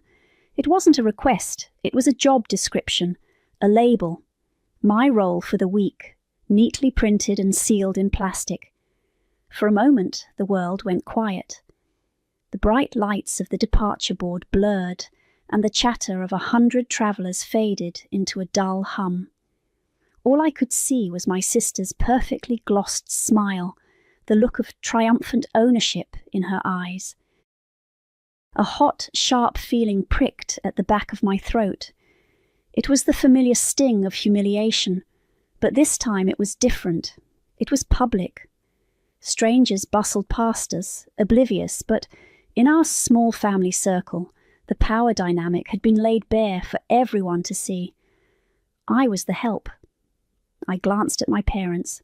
My mom was suddenly engrossed in finding her passport, her fingers fumbling with the zipper of her purse, as if it were the most complex lock in the world. My dad had turned his back completely, studying the flight information screen with an intensity he usually reserved for stock market tickers. They didn't have to say a word. Their deliberate avoidance was a confession. They knew they had been in on it from the beginning. The email, the personal note, the covered ticket, it wasn't an olive branch. It was a transaction. They weren't inviting their daughter on vacation. They were hiring an employee and paying her in the currency of false affection. Ellis, true to form, gave me a small, tight-lipped smile that didn't reach his eyes. It was his signature move, the look of a man who wants you to know he feels vaguely bad about the situation, but has absolutely no intention of doing anything to change it. "Mommy, I'm thirsty," Paige whined, tugging on Amy's sleeve. "Ask your Aunt Valerie, sweetie," Amy said, not even looking at her daughter. She was watching me, waiting for me to fold, waiting for the quiet nod, the resigned sigh, the acceptance of my place. It's what I had always done. Something inside me, a tightly wound coil of resentment I'd been carrying for years, finally snapped. But it didn't make a sound. Instead, a strange, icy calm washed over me. The heat in my throat cooled into something hard and solid. I looked down at the schedule in my hand. 7 a.m. Wake kids. 8 a.m. Breakfast, Luca, no crusts, Paige, extra syrup. 9:30 a.m. Beach time, apply sunscreen every 60 minutes. It was a prison sentence disguised as an itinerary. I folded the paper neatly in half, then in half again, the crisp creases a small act of defiance. I tucked it into my jacket pocket. "Of course," I said, my voice even. I turned to Paige. "Let's go find a water fountain." Amy's smile widened. She had won. She turned back to her phone, already scrolling through Instagram, her duty as a mother outsourced and her victory secured. I took Paige and Luca by the hand and walked them over to the water fountain. I helped them drink, wiped their mouths, and listened to them argue about who got to press the button, but I wasn't really there. My mind was miles away, replaying my grandmother's words. "They'll drain you dry if you let them." I had let them. For 28 years, I had let them pour me out until I was empty, and then I'd apologized for not having more to give. When we returned, my dad was finally waving us forward. "It's our turn," he said, his voice strained. He still wouldn't look at me. We all shuffled toward the counter. The airline agent, a woman with a tired but professional smile, greeted us. "Good morning. Passports, please. Where are we flying to today?" "St. Lucia," my mom announced, forcing a cheerful tone. She placed a stack of 5 passports on the counter. Amy pushed hers forward next. Ellis followed. The agent looked at me. "And yours, miss?" My family all turned to look at me, expecting me to produce my passport for the St. Lucia pile. Amy had a flicker of impatience in her eyes. My mum's smile was starting to look brittle. I reached into my bag, but I didn't pull out the passport they were expecting. I took a deep breath, the sterile, recycled air of the airport filling my lungs. I felt the weight of my grandmother's legacy, not as a burden, but as armour. I looked directly at Amy, then at my parents, and offered them a serene, placid smile. "Actually," I said, my voice clear and steady, "there's been a change of plans." I slid my passport and a single printed ticket across the counter to the agent. "Just one," I said, my voice betraying none of the tremor I felt inside. "To Paris." The agent glanced at the ticket, then at the stunned faces of my family and back to me. She gave a slight professional nod. "All right, and will you be checking any bags?" "Just my carry-on," I replied, patting the small suitcase beside me. Silence. A thick, suffocating silence fell over our little group. My dad's mouth was slightly agape. My mom's forced smile had completely vanished, replaced by a mask of disbelief. Amy was the first to recover. She let out a short, sharp laugh that sounded more like a bark. "Very funny, Val," she said, rolling her eyes. "Seriously, give her your passport. We're going to miss our flight." "I'm not joking," I said, turning to face her fully. I kept my expression neutral, my posture straight. For the first time, I wasn't hunched over, trying to make myself smaller. "My flight to Paris boards in 45 minutes from gate B26. Ellis looked like he'd swallowed a mouthful of sand. He just stared, blinking slowly as if trying to process a foreign language. "Paris?" my mother whispered, the words sounding fragile. "What are you talking about? Your ticket is for St. Lucia. We paid for it." "I know you did," I said, "and I appreciate the gesture, but I decided to make other arrangements." I pulled out my phone and held it up. On the screen was the confirmation for my first-class seat on Air France. I cashed in some old savings bonds. Decided to treat myself. It was a lie, but a necessary one for now. The truth was far more explosive. Amy's condescending smirk wavered. "What savings bonds? You can't even afford a new couch. You're going to Paris, alone. That's ridiculous." "Is it?" I asked, my voice dangerously soft. "Is it more ridiculous than being invited on a family vacation only to be handed a laminated nanny schedule?" I pulled the folded paper from my pocket and held it up for them all to see. My mum flinched. My dad finally looked at me, a flicker of shame in his eyes before it was extinguished by irritation. "Don't be so dramatic, Valerie," he grumbled. "You're good with the kids. Amy needs a break." "I'm sure she does," I said. "But my days of being the family's free labour are over. As it turns out, I have my own resources now." This was it, the point of no return. "Grandma Fatima didn't just leave me her book collection," I announced, letting the words hang in the air. "She left me everything. Her entire estate. It was all placed in a private trust that I gained access to on my last birthday. She was very specific in her will. It was for me, and me alone." The colour drained from my parents' faces.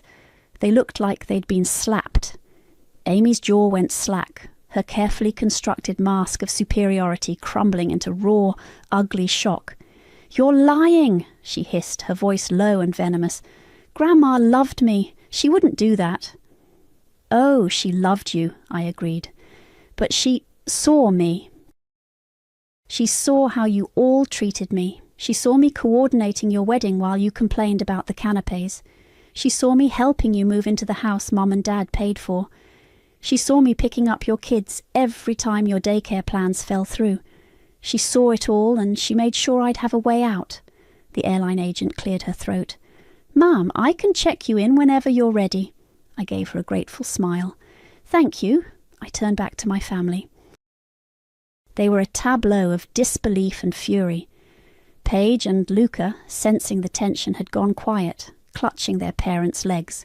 "So you have a nice time in St. Lucia," I said, my voice breezy. "I'm sure you'll figure out the childcare situation. Amy, you're a mother. It's what you do, right?" With that, I turned my back on them. I handed my passport to the agent, answered her questions, and watched as she printed my boarding pass. Behind me, I could hear frantic whispering. I didn't turn around. I took my pass, hoisted my carry-on, and walked toward the security line. I didn't look back, but I could feel their eyes on me. I could feel the heat of their anger, the cold shock of their betrayal. I walked with a purpose I had never felt before, each step taking me further away from the person I used to be. My phone buzzed in my pocket as I stood in the security line. It was a text from my best friend, Tiffany. I'd told her my plan last night, my voice shaking with a mixture of terror and exhilaration. Her message was simple. "You did it, but you know this isn't where it ends." I knew she was right. This wasn't the end. It was the beginning. And as I stepped through the metal detector, leaving my old life on the other side, I felt a terrifying, exhilarating sense of freedom. The war had just begun.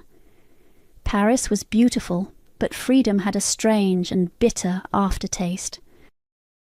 The first 24 hours were a blur of champagne in my first-class seat, a taxi ride through streets that looked like movie sets, and checking into a boutique hotel that smelled of lavender and old money. I had done it. I had walked away. But as I stood on my balcony overlooking a quiet, rain-slicked courtyard, the adrenaline faded, leaving a hollow ache in its place. It wasn't regret exactly. It was more like the phantom limb pain of an amputated relationship. I had cut them off, but I could still feel the weight of their presence. On my second day, determined to shake the feeling, I found a rooftop cafe near the Seine. The sky was a hazy blue, and the air was filled with the scent of coffee and pastries. I was trying to decipher the menu when a man at the next table leaned over. "The pain au chocolat is a religious experience," he said, his English accented with a smooth, unplaceable European cadence. "But the espresso is strong enough to wake the dead." He was handsome in a way that felt effortless, with dark hair, a light tan, and eyes that crinkled at the corners when he smiled. He looked to be in his early 30s. "I'm Turner," he said, extending a hand. "Valerie," I replied, shaking it. We fell into easy conversation. He was a travel writer, currently on assignment, and possessed a charm that was both disarming and genuine. For the first time in what felt like forever, I was talking to someone who didn't know me as Amy's quiet sister, or the responsible one. To Turner, I was just Valerie, a woman sitting alone at a cafe in Paris. He asked me questions about myself, and I found myself giving answers that were actually true, not the edited, family-friendly versions I was used to.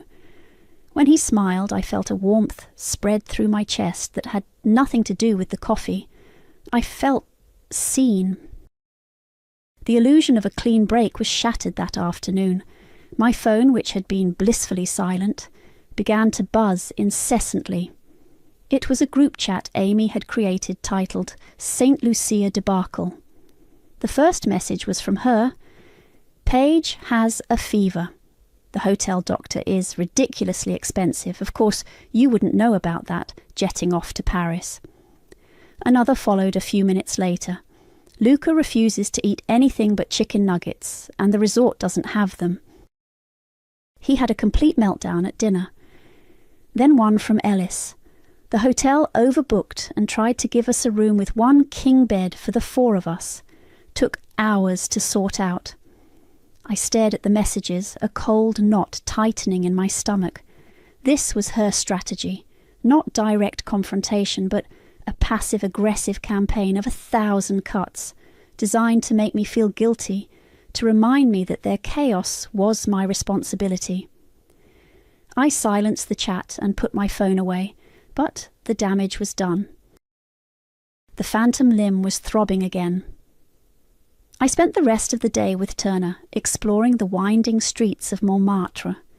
He was a perfect distraction, funny and engaging, and, for a few hours, I almost forgot about the storm brewing across the Atlantic. But that evening, back in my hotel room, I saw I had a missed call and a voicemail from my mother. Against my better judgment, I listened to it. Her voice was thick with a manufactured sorrow that set my teeth on edge. "Valerie, it's your mother. I don't even know what to say. Your father and I are just so disappointed. You're tearing this family apart over a little misunderstanding. Amy is having a terrible time. The children miss you. I hope you're happy with your little adventure, but you need to think about the damage you're causing. The gaslighting was so textbook it was almost impressive. A little misunderstanding. The carefully chosen words designed to minimize my feelings and maximize my guilt. I deleted the voicemail, my hand shaking slightly. The final blow came the next morning in the form of an email from my father. It was short and brutally to the point. Subject: urgent financial matter. Valerie, your mother and I need to speak with you. We took out a line of credit several years ago to cover some home renovations and Amy's wedding costs. The account was linked to a joint savings account we shared with you for emergencies. With the unexpected expenses on this trip and the rising interest rates, the balance has become unmanageable. We need you to transfer funds to help cover it immediately. I read it twice, then a third time. A cold dread washed over me. I remembered the account. They'd set it up when I was in college, just in case. I had barely touched it, but they had clearly been using it as their personal piggy bank. They hadn't just taken me for granted, they had used my name and my financial security as collateral for their lifestyle and for my sister's benefit. They hadn't invited me on vacation to be a nanny. They had invited me because they were in financial trouble and they were about to ask their newly rich daughter for a bailout. The email felt like a punch to the gut. I sank onto the edge of the hotel bed, the crisp white duvet suddenly feeling like a shroud. My father's words were cold and transactional, devoid of any pretense of fatherly concern. We need you to transfer funds. Not can we talk, not we're in trouble, but a demand. An invoice for services I never agreed to render. My mind flashed back to a conversation I'd had with Grandma Fatima a few months before she passed. We were sitting in her small, sunlit kitchen. She had been looking through a box of old financial statements, her expression grim. "Be careful with them, Valerie," she'd said, her voice low and serious. "Your mother and father, they love you in their way, but they see Amy's wants as needs, and your needs as inconveniences. They'll drain you if you let them. That's why I've arranged things the way I have. I'm giving you a wall to stand behind. Don't you ever let them tear it down." At the time I thought she was being overly dramatic. Now, her words felt like a prophecy. I immediately logged into my online banking portal. The joint savings account was still there, its balance laughably low. But the transaction history told the real story. For years, there had been steady withdrawals, small at first, then larger, culminating in a massive transfer 8 years ago that coincided perfectly with Amy's wedding. They had been systematically emptying the emergency fund to finance my sister's life. Fueled by a cold, simmering rage, I called the estate lawyer's office. It was late afternoon in Paris, but morning back in the States. I got his paralegal on the phone. "I have a question about my grandmother's estate," I said, keeping my voice steady. "Were there any attempts by my family to contest the will or access the trust before I came of age?" The paralegal was quiet for a moment, the sound of keyboard clicks echoing down the line. "Let me check the file notes, Miss—" She paused. "Yes, here it is. Shortly after Ms. Lee's passing, your parents, Helen and Carlton, did contact Mr. Albright. They expressed concerns about your ability to manage such a significant inheritance and proposed that they be made co-trustees. Mr. Albright informed them that the terms of the trust were ironclad and non-negotiable, as per your grandmother's explicit instructions. So they had tried. The moment my grandmother was gone, they had tried to get their hands on my inheritance. The invitation to Saint. Lucia wasn't just about getting a free nanny.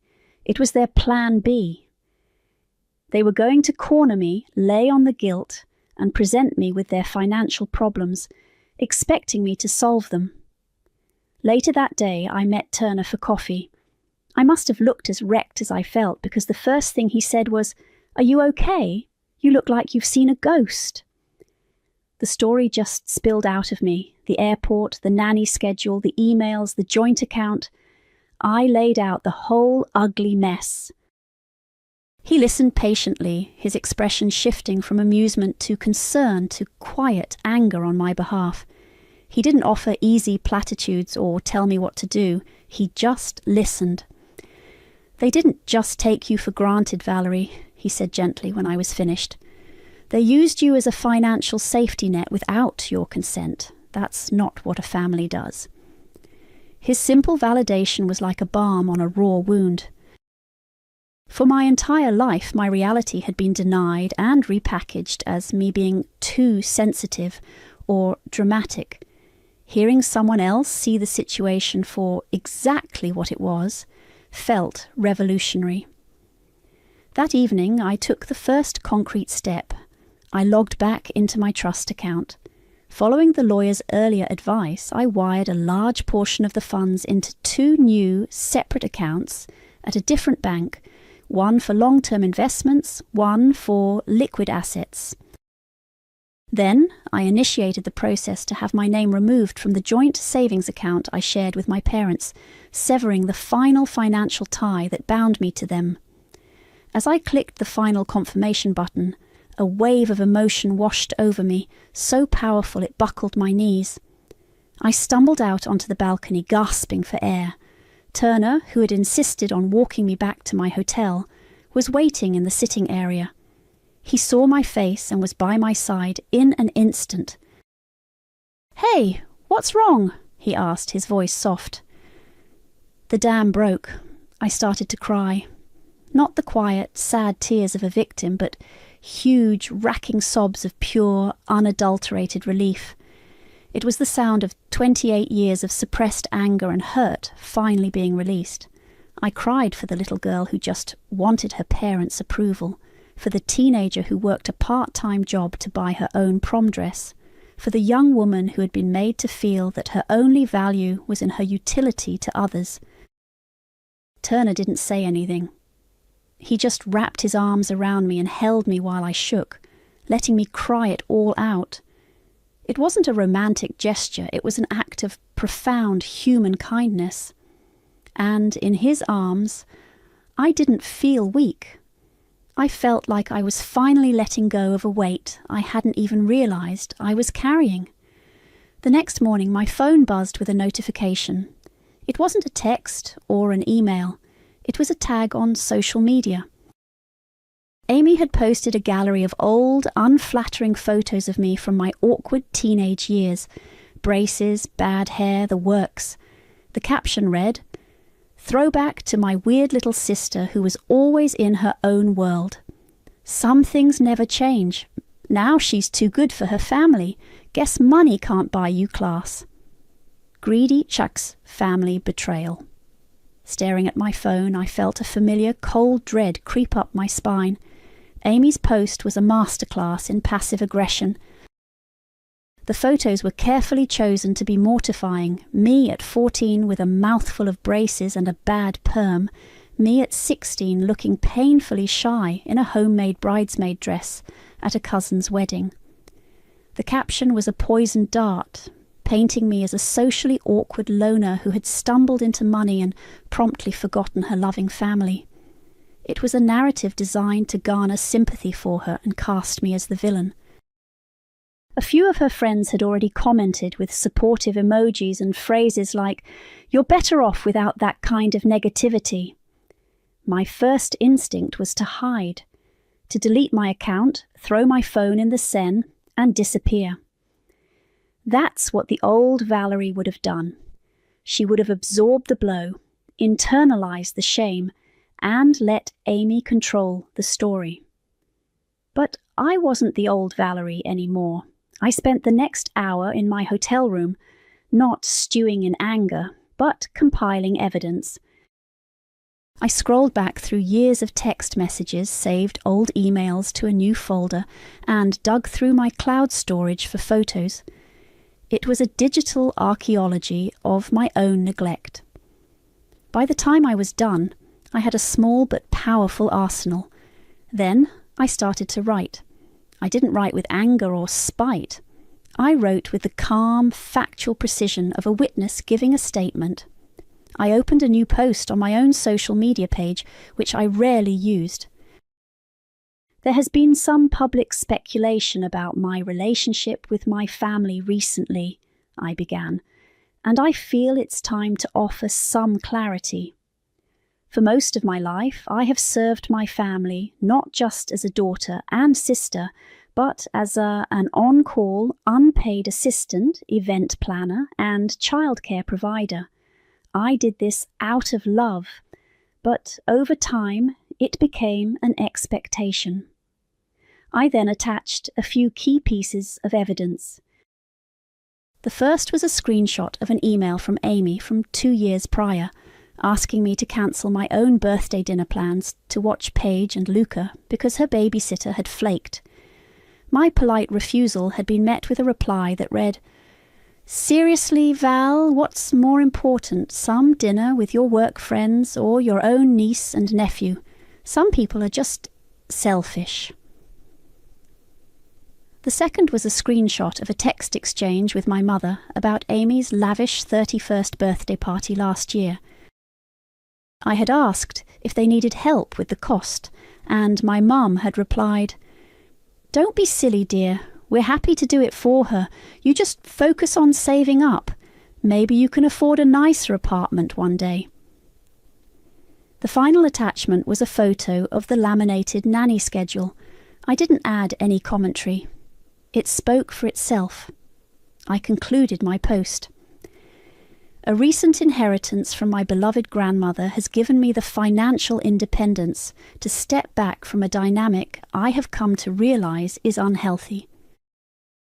This is not an act of greed or betrayal.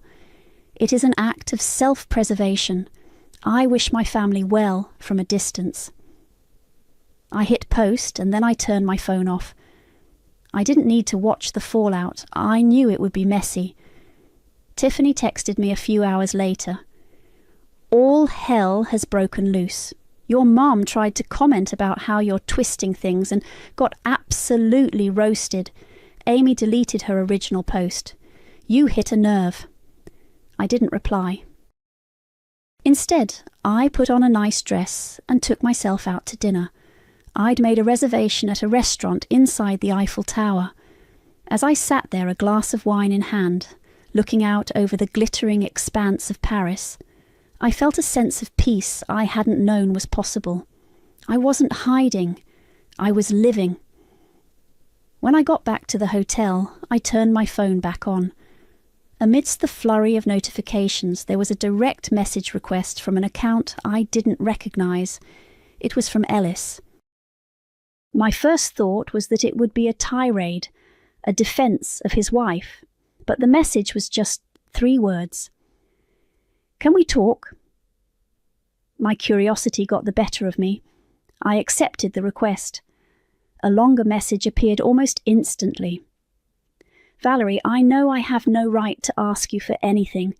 I've stood by and watched Amy treat you horribly for years, and I never said a word.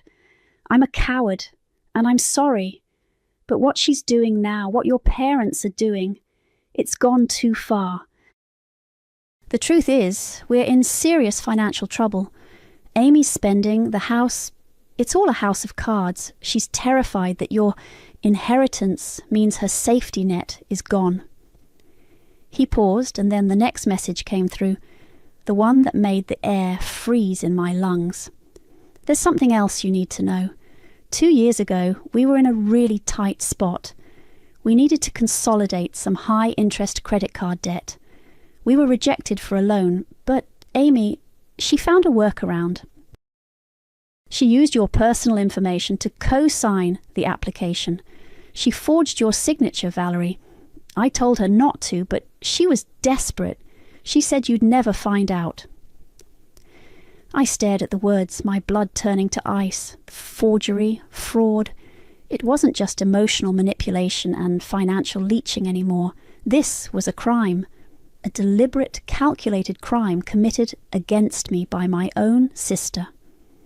My hands were shaking as I typed a reply, not to Ellis, but to a different contact in my phone. Mr. Albright, I wrote to my grandmother's lawyer. I need to retain your services for a personal matter. I believe my sister has committed identity fraud. The next few weeks were a blur of international calls, scanned documents, and legal jargon.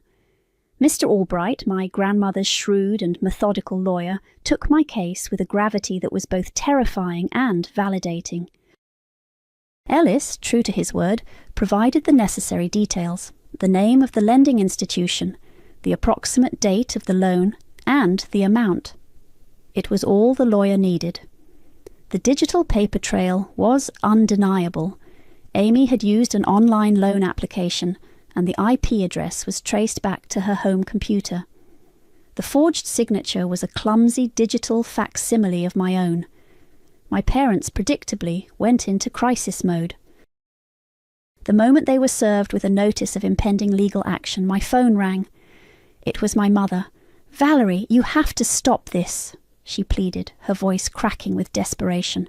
"You're going to ruin your sister's life. Think of the children, a lawsuit, in our own family. It's unthinkable."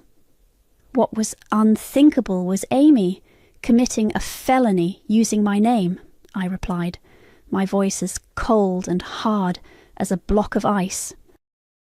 What was unthinkable was you both enabling her for her entire life to the point where she believed there would be no consequences for her actions. "We can sort this out quietly," my father cut in on the extension. "She'll pay you back. We'll help her. Just name a price. Don't make this public." "This isn't about money," I said, and the certainty in my own voice surprised me. "This is about accountability. The time for quiet settlements is over." I hung up. There was nothing more to say. They still didn't get it. They thought this was a negotiation, another family drama that could be smoothed over with a check and some crocodile tears. They didn't understand that they had already broken the one thing that couldn't be bought back. My trust. While the legal machine churned on, I focused on building a different kind of legacy. I met with a financial advisor and, with Mr. Albright's help, established the Fatima Lee Educational Grant, a scholarship fund for underprivileged young women in my grandmother's home state. It wasn't a grand, spiteful gesture. It felt like the only right thing to do. Grandma Fatima had given me a way out. It was my duty to hold that door open for others. The act of creating something positive out of the wreckage of my family felt like the first clean, pure breath I'd taken in months. Turner was a quiet, constant presence through it all. He never pushed, never offered unsolicited advice. He was just there, a steady hand to hold when I felt overwhelmed, a welcome distraction when the legal stress became too much.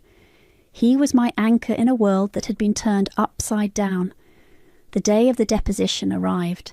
I flew back to the States, staying in a hotel downtown. I didn't contact my family. Mr. Albright had advised against it. We met Amy and her lawyer in a sterile conference room with beige walls and a long polished table. Amy looked haggard. The smug entitlement was gone, replaced by a brittle, defensive anger.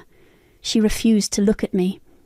Ellis was not present. I learned later that he had moved out. The deposition was brutal. Mr. Albright calmly and methodically laid out the evidence, the loan application, the IP address logs, the expert analysis of the forged signature. Amy's lawyer, a flustered man who looked out of his depth, could do little but object weakly. Finally, Mr. Albright turned to Amy. "Mrs. Thompson, did you or did you not use your sister's personal information to secure a loan without her consent?" Amy's composure finally shattered. She slammed her hand on the table, her face contorted in a mask of rage. "You did this!" she shrieked, pointing a trembling finger at me. You had to have your revenge, didn't you? You couldn't just be happy with Grandma's money. You had to destroy me, to destroy our family. You are a heartless, jealous traitor. I didn't raise my voice. I didn't need to. I looked her directly in the eye, my gaze unwavering. No, Amy, I said, my voice quiet but carrying across the silent room. I just wanted you to understand. Now you know how it feels to be used. That evening, Turner met me at my hotel. I was emotionally exhausted but strangely calm. The storm had broken. You were brave today, he said, taking my hand. I was just done, I replied. We sat in silence for a moment, watching the city lights flicker to life outside the window. Then he turned to me, his expression serious. I have an idea, he said. My next assignment is a long one, a series of articles on heritage sites around the world. It'll take about a year. Southeast Asia, then South America, then Eastern Europe. He squeezed my hand. Come with me. We can start now. Leave all of this behind and just go. See the world together. The offer hung in the air, shimmering with possibility. A year, a whole year away from the wreckage, the phone calls, the legal battles. A year of temples and mountains and new cities. A year of being just Valerie. It was the most terrifying and wonderful idea I had ever heard. I said yes. 2 weeks later, after signing the final settlement papers, a hefty sum Amy would be paying in installments for years to come, I was on a plane with Turner, heading east. We landed in Bali, and the world shifted from the sterile beige of lawyers' offices to a vibrant tapestry of green rice paddies and the scent of frangipani. The lawsuit was behind me, a closed chapter in a book I was no longer reading. News from home trickled in, not from my family, but through the grapevine. Tiffany would occasionally send me updates, brief and factual. The legal settlement, combined with the public fallout from my social media post and their already precarious financial situation, had been the final push. Amy and Ellis had filed for bankruptcy. They sold the big house my parents had helped them buy and moved into a small rental apartment. Ellis had left her, but the bankruptcy proceedings had apparently forced them into a temporary, miserable cohabitation. My parents, Tiffany told me, had stopped talking about me altogether. At first, their silence had been a weapon, a punishment for my defiance. But now, according to a mutual cousin, it was different. It was the heavy, suffocating silence of shame. Their perfect family facade had been shattered, and they didn't know how to face the world, or themselves, without it. They had retreated into their own quiet world of disappointment. Sitting on the veranda of our villa in Ubud, watching the sun dip below the horizon and paint the sky in shades of orange and pink, I felt a strange sense of detachment. I had won. I had exposed the lies, enforced a consequence, and broken free. But the victory was not the fist-pumping, triumphant moment I might have imagined. It was quiet. It was the absence of their voices in my head, the lack of a buzzing phone demanding my time and energy. It was a hollow space where a family used to be. Revenge, I was learning, has its bitter notes. The silence from the people who were once the centre of my universe was a constant low hum beneath the surface of my new life. Turner came and sat beside me, handing me a cool drink. He didn't ask what I was thinking. He seemed to just know. "It's okay to feel complicated about it," he said, his voice gentle. "You can be free and still be sad about what you lost." Did I lose it? I wondered aloud. Or did I just finally admit it was never really there? He didn't have an answer, and I didn't expect one. Some questions you have to live your way into understanding. We travelled through Vietnam, hiked in Nepal, and got lost in the markets of Istanbul. With every new stamp in my passport, the grip of my old life loosened. I was no longer Valerie, the responsible daughter. I was Valerie, the woman who had tried street food in Bangkok and learned to scuba dive in the Philippines. I was building a new identity, one piece at a time, an identity that was entirely my own. One evening in a small cafe in Prague, I saw an email in my inbox from the Fatima Lee Educational Grant. It was a message from the first recipient, a young woman who was the first in her family to go to college. She wrote about her dreams of becoming an engineer and how the scholarship had made it possible. She thanked my grandmother, a woman she'd never met, for believing in her. Tears welled in my eyes as I read her words. This was my grandmother's true legacy. Not just the money, but the power to build something new, to foster a dream instead of enabling a delusion. My revenge on my family wasn't the lawsuit or the bankruptcy. It was this. It was taking the gift my grandmother had given me and using it to create opportunity, not to patch up the holes in a sinking ship.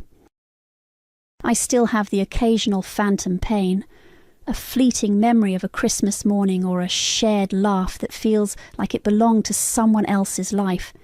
The silence from my parents is a scar that will likely never fully fade. But I don't regret what I did. I don't regret choosing myself. My grandmother's vision didn't just give me money, it gave me permission to have a life of my own.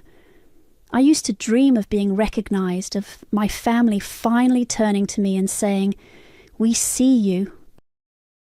We appreciate you." Now, as I look out at a world that is so much bigger and more beautiful than I ever imagined, I dream of never needing them again. The last thing I saw in my own home was my mother-in-law, Rosalie, sipping chamomile tea at the kitchen island I'd spent a month tiling by hand. She held the mug with two perfectly manicured hands and gave me a serene, pitying smile. It was the smile of a queen watching a servant being dismissed for a minor infraction. "It's for the best, dear," she said, her voice as smooth as polished marble. "Rocco needs a clean slate." My name is Olive. I was 34 years old the day my husband, Rocco, gave me that clean slate. He stood by the front door, unable to meet my eyes, looking like a sad little boy who'd just been told to put his dog down. He was 38, but in his mother's presence, he never seemed a day over 12. "I'm sorry, Liv," he mumbled, his gaze fixed on the scuff marks on the hardwood floors I'd refinished myself. It's not working." It wasn't a discussion, it was a verdict. Their lawyer had already drawn up the papers. I was handed a pen in a state of shock so profound I could barely feel my own fingers. They called it an uncontested divorce. I called it an ambush. I was given one suitcase, a check for a humiliatingly small amount that was meant to represent my share, and an hour to pack. My life, my marriage, the home I had poured my soul into, all of it condensed into 22 kilograms of luggage. I didn't cry. I didn't scream. I just packed, a silent ghost in my own house. I walked out the front door, past the garden I'd planted, and didn't look back. My best friend, Autumn, had found me a small one-bedroom apartment on the other side of town. She'd paid the deposit and first month's rent, knowing I was being cut off. The place was clean, but smelled of stale paint and someone else's loneliness. It was empty except for a blow-up mattress she'd left in the middle of the living room floor and a bag of groceries on the counter. My shared bank accounts were already frozen. My credit card, linked to his, was declined when I tried to buy a bottle of water at a gas station on the way over. I was officially an unperson. The first week was a blur of hollow-chested grief. I'd just lie on the mattress, staring at the water stains on the ceiling, trying to figure out how a decade of my life had been erased so efficiently. It felt less like a breakup and more like a corporate restructuring. I was a redundant employee, escorted from the building with my personal effects in a cardboard box. Curiosity, or maybe just a masochistic need to feel the full force of the blow, made me drive by the house exactly 1 week later. I parked across the street, my heart pounding a sick, heavy rhythm against my ribs. I saw Rocco's car in the driveway, and next to it, a shiny new convertible I didn't recognize. As I watched, the front door opened. Rocco came out, laughing. He was followed by a woman, young and bright, with long blonde hair that caught the afternoon sun. She looped her arm through his. It was Quinn, a 29-year-old from his office he'd always called a kid. They got into her car and drove away, looking for all the world like a couple without a single care. She was already there, living in my house, walking on my floors, probably drinking from my favorite mug. The final crushing piece of the puzzle came that night. I was finally unpacking my single suitcase, trying to make the empty apartment feel less like a tomb. I pulled out an old jewelry box from a side pocket, one I'd grabbed from the back of a dresser drawer in my haste. It felt lighter than it should. I opened it, and inside, nestled amongst a few stray earrings, was a folded piece of paper that wasn't mine. It was a sticky note, the kind you leave on the fridge. The handwriting was a bubbly, feminine script. Rocco, don't forget to pick up more almond milk and that fancy coffee you like. Can't wait for this weekend. Finally feels like home. 3Q. It wasn't a note from a visitor, it was a grocery list. The kind you write when you live somewhere. The kind you write when you've already moved in, long before the old furniture has even been thrown to the curb. The sticky note didn't just break my heart, it rearranged the entire history of my marriage into a conspiracy. Every memory was now tainted. Every time Rosalie had made a passive aggressive comment, every time Rocco had chosen her side in a small disagreement, it wasn't just a moment of friction anymore. It was a step in a long, calculated plan to phase me out. I thought back to the kitchen renovation. I'd saved for 2 years to buy the reclaimed terracotta tiles for the backsplash. I spent weekends on my hands and knees, grouting until my fingers were raw. Rosalie had walked in one afternoon, surveyed my work, and said, "It's a very rustic choice, dear. Are you sure you're not getting in over your head?"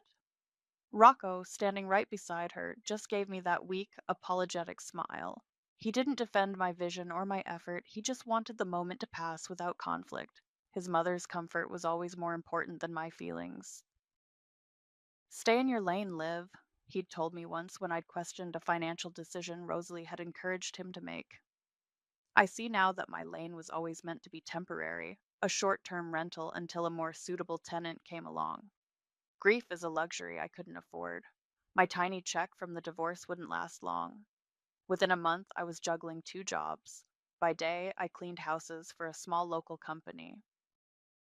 I'd scrub other people's floors and polish their family photos, my hands submerged in hot, soapy water, my mind blessedly numb. The irony was thick enough to choke on.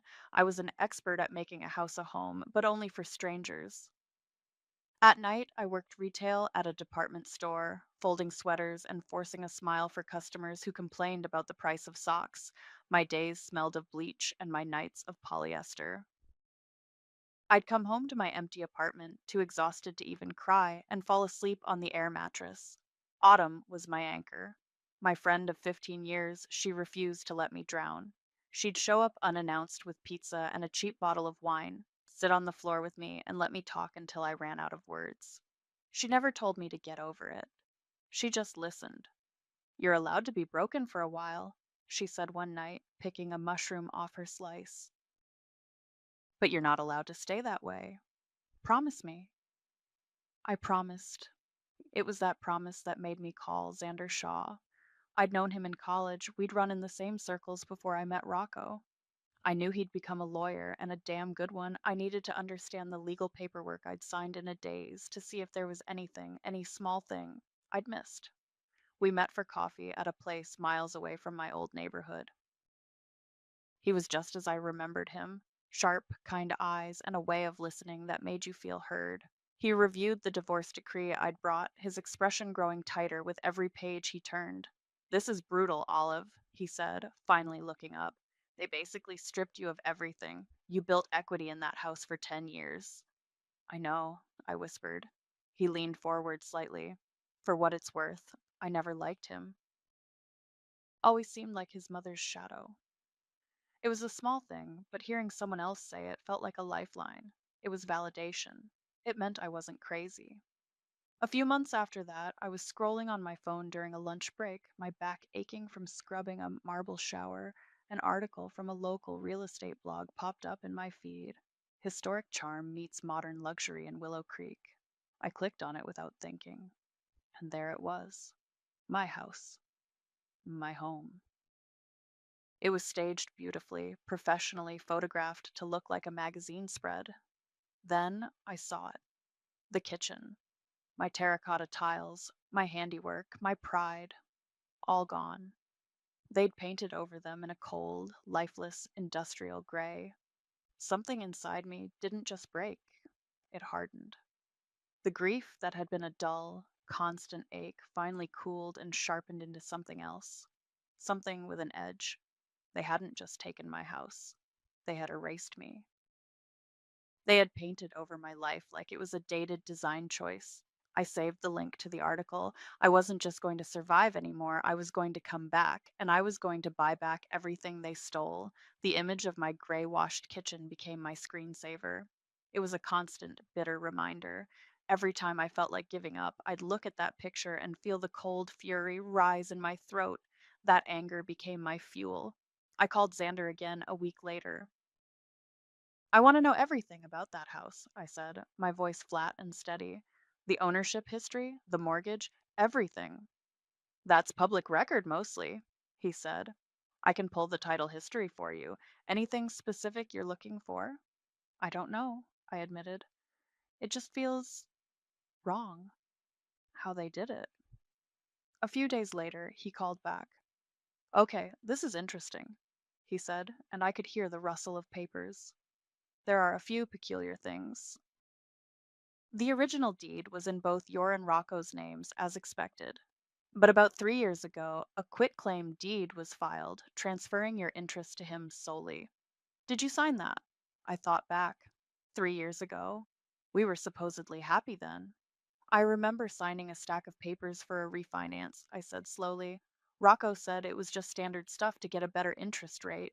Rosalie was there, she'd brought the notary with her. My blood ran cold. I remembered her smiling, handing me the pen, pointing to the signature lines. I'd trusted them.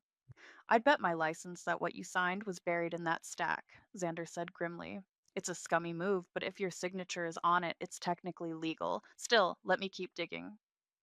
That conversation lit a fire under me. If they were that deceitful, what else were they hiding?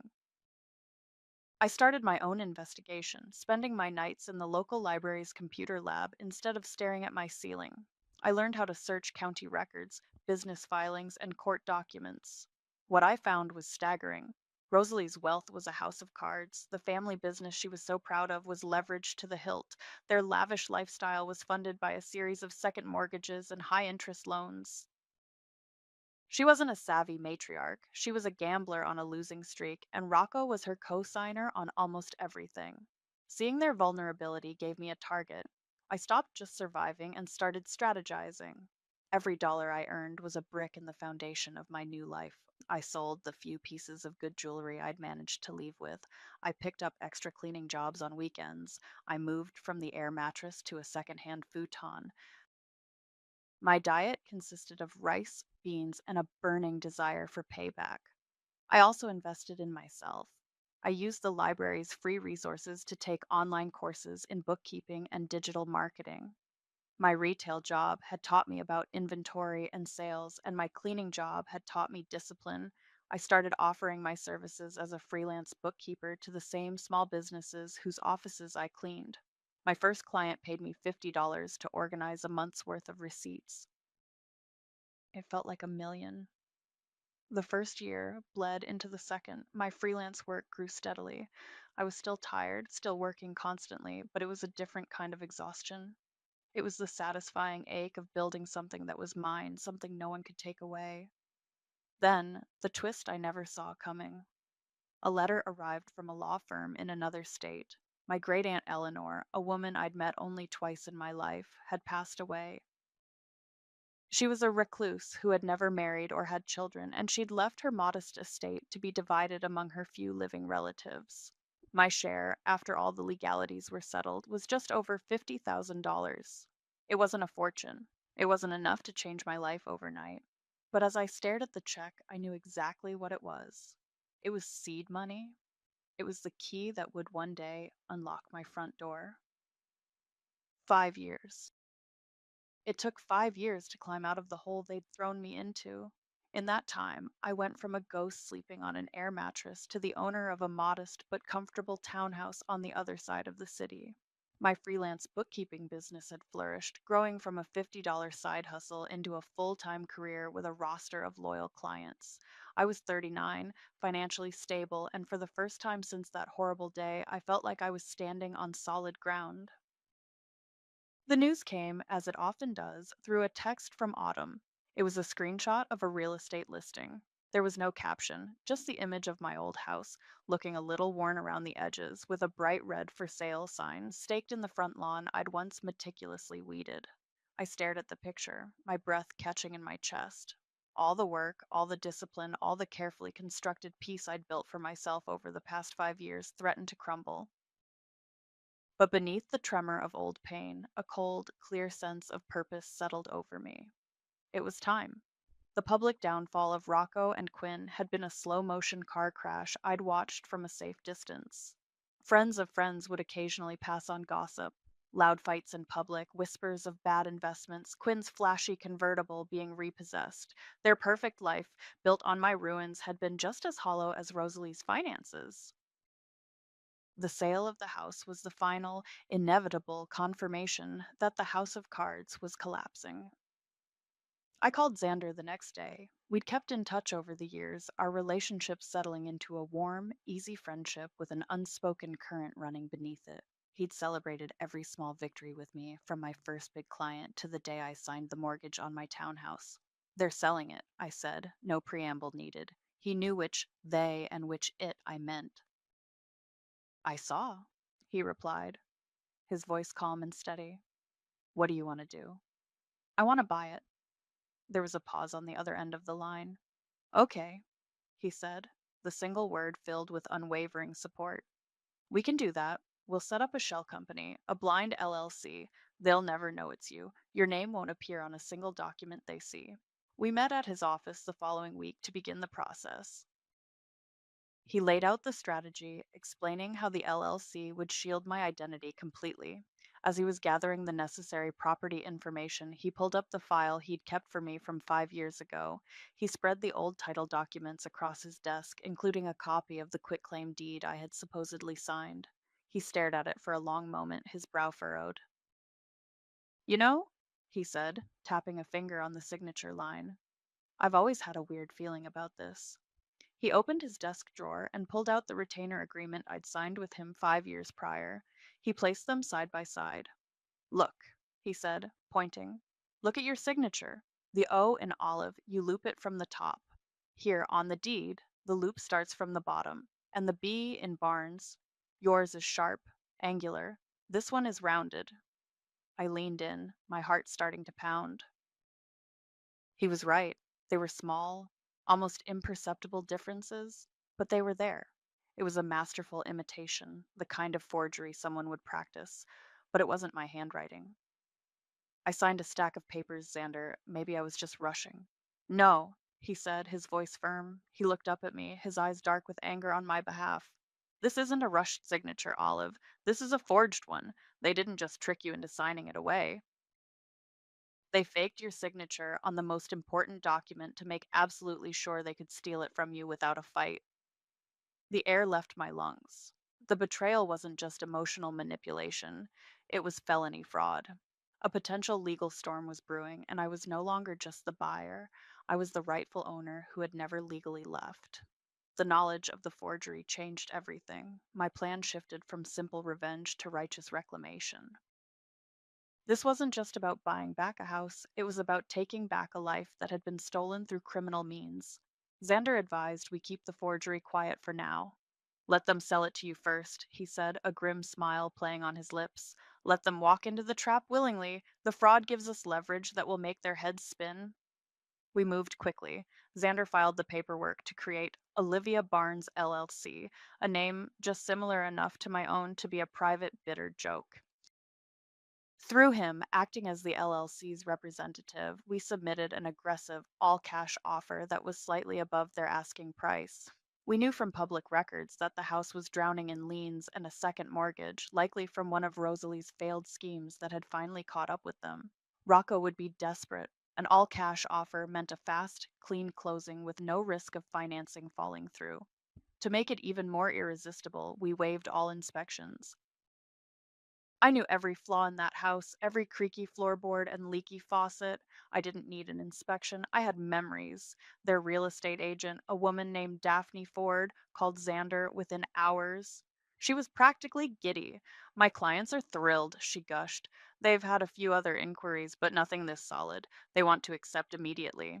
Rocco, predictable as ever, jumped at the bait. He was so deep in financial trouble that he couldn't see past the dollar signs. He probably imagined this anonymous investor was his salvation, a faceless corporation that would solve all his problems. The next day, Daphne sent over the countersigned offer. It was official. They had accepted. As I looked at the document on Xander's computer screen, I saw Rocco's signature at the bottom. It was shaky, a pale imitation of the confident script I once knew. It's a funny coincidence, Daphne had apparently remarked to Xander over the phone. The buyer's LLC, Olivia Barnes. My client's ex-wife was named Olive Barnes. So poetic, isn't it? Xander had simply replied, "My client is a very deliberate person." The closing was scheduled for 2 weeks later. It was an eternity and no time at all. I spent those days in a state of suspended animation, my emotions a tangled mess of anxiety, grief, and a cold, thrilling sense of impending victory. I was buying back my own home, a place filled with ghosts I wasn't sure I was ready to face. But the thought of Rosalie's face when she realized what was happening was a powerful motivator. 3 days before the closing, my phone buzzed with a call from an unknown number. I let it go to voicemail, as I always did with numbers I didn't recognize. A minute later, a notification popped up. The caller had left a message. I pressed play, and a familiar voice, thin and laced with a strange, quavering anxiety, filled my ear. It was Rosalie. "Hello, this message is for the representative of Olivia Barnes LLC," she began, her tone attempting a formal, business-like quality that was quickly failing. "My name is Rosalie Edwards. I am the co-owner of the property you are purchasing. I just wanted to say that I hope you understand the history of this home. It's a special place. I trust you will treat it with respect." There was a long pause, filled with the sound of her unsteady breathing. Then her voice dropped to a near whisper, the facade cracking completely. "You don't know what you've done," she said, the words heavy with a desperate, defeated finality. Then she hung up. I played the message again, then a third time. She wasn't threatening me, she was terrified. She must have seen the name on the paperwork and felt a prickle of suspicion, a ghost of a possibility that was too insane to be true. But her gambler's intuition, the same one that had probably led her to ruin, was telling her something was wrong. She was warning a stranger, a faceless LLC, that they had just bought a house full of secrets. She had no idea she was confessing to the one person in the world who knew exactly what she had done. The closing was scheduled for 10 o'clock in the morning at a sterile title company office downtown. Xander went in first, carrying the briefcase with the certified check from the LLC's bank account. I waited in the lobby, my hands clasped in my lap, my heart a steady, rhythmic drum against my ribs. I wasn't nervous. I was a predator that had been tracking its prey for 5 years, and the hunt was finally over. After a few minutes, Xander texted me. "They're both here. Room 3. Go get 'em." I stood up, smoothed down my dress, and walked down the hallway. The door to conference room 3 was slightly ajar. I could hear their voices. Rosalie's was a low murmur, Rocco's a strained monosyllabic response. I pushed the door open and stepped inside. The scene was exactly as I had pictured it 1,000 times. Rosalie and Rocco sat on one side of a long mahogany table. Daphne, their agent, sat beside them, beaming. A title agent sat at the head of the table, shuffling a mountain of paperwork. They all looked up as I entered. Daphne's professional smile faltered for a second, a flicker of confusion in her eyes. Rocco's face went completely slack, the color draining from his cheeks until he was the color of old parchment. He looked older than 43, his charismatic charm eroded by years of stress and failure, but it was Rosalie's reaction that I would savor for the rest of my life. She didn't gasp or cry out. Her entire body went rigid, a sudden violent tension that made her look like a porcelain doll dropped on a concrete floor. Her perfectly composed face, the one that had smiled at me with such pity as I was being thrown out of my own home, became a mask of pure, unadulterated horror. She knew. In that instant, she knew everything. I gave them a small, calm smile and took the empty seat next to Xander, directly across from them. Olive? Rocco finally managed to choke out, his voice a strangled whisper. What are you doing here? I ignored him and looked at the title agent. I believe I'm here for my keys, I said, my voice even and clear.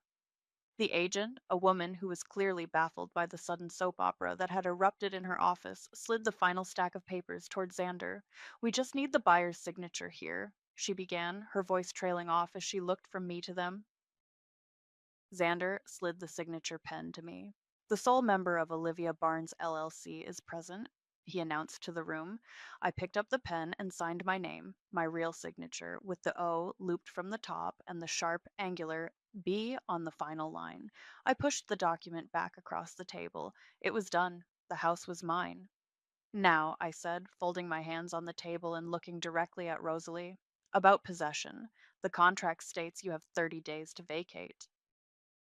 I'm afraid that's no longer convenient for me. I'll need you out by the end of the week, Daphne sputtered. But that's not in the agreement. You can't just. Xander cut her off. We can, actually, he said, his tone dangerously pleasant. He slid a single piece of paper across the table toward Rocco and Rosalie. It was a high resolution copy of the quitclaim deed from 5 years ago, next to a copy of my signature from the document I had just signed. The forgery was glaringly obvious. As the new owner of the property, I continued, my gaze locked on Rosalie, I've discovered some irregularities with the title history, specifically a forged signature that fraudulently transferred ownership. That's a felony, you know, but since I now own the property and, by extension, the claim to that fraud, I'm willing to be reasonable. Rocco stared at the paper, his mouth opening and closing like a fish. He looked at his mother, a dawning, horrified understanding in his eyes.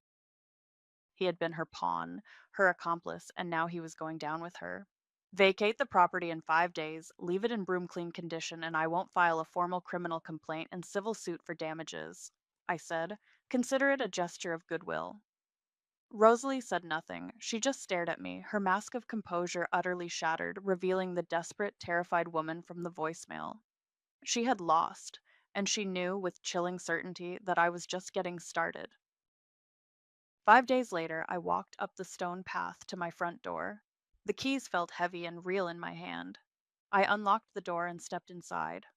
The house was empty, silent, and smelled faintly of the lemon-scented cleaner they'd used in a half-hearted attempt to meet the broom-clean condition. They had taken everything, leaving behind only dust bunnies and the ghosts of my past. I walked through the rooms, my footsteps echoing on the bare hardwood floors.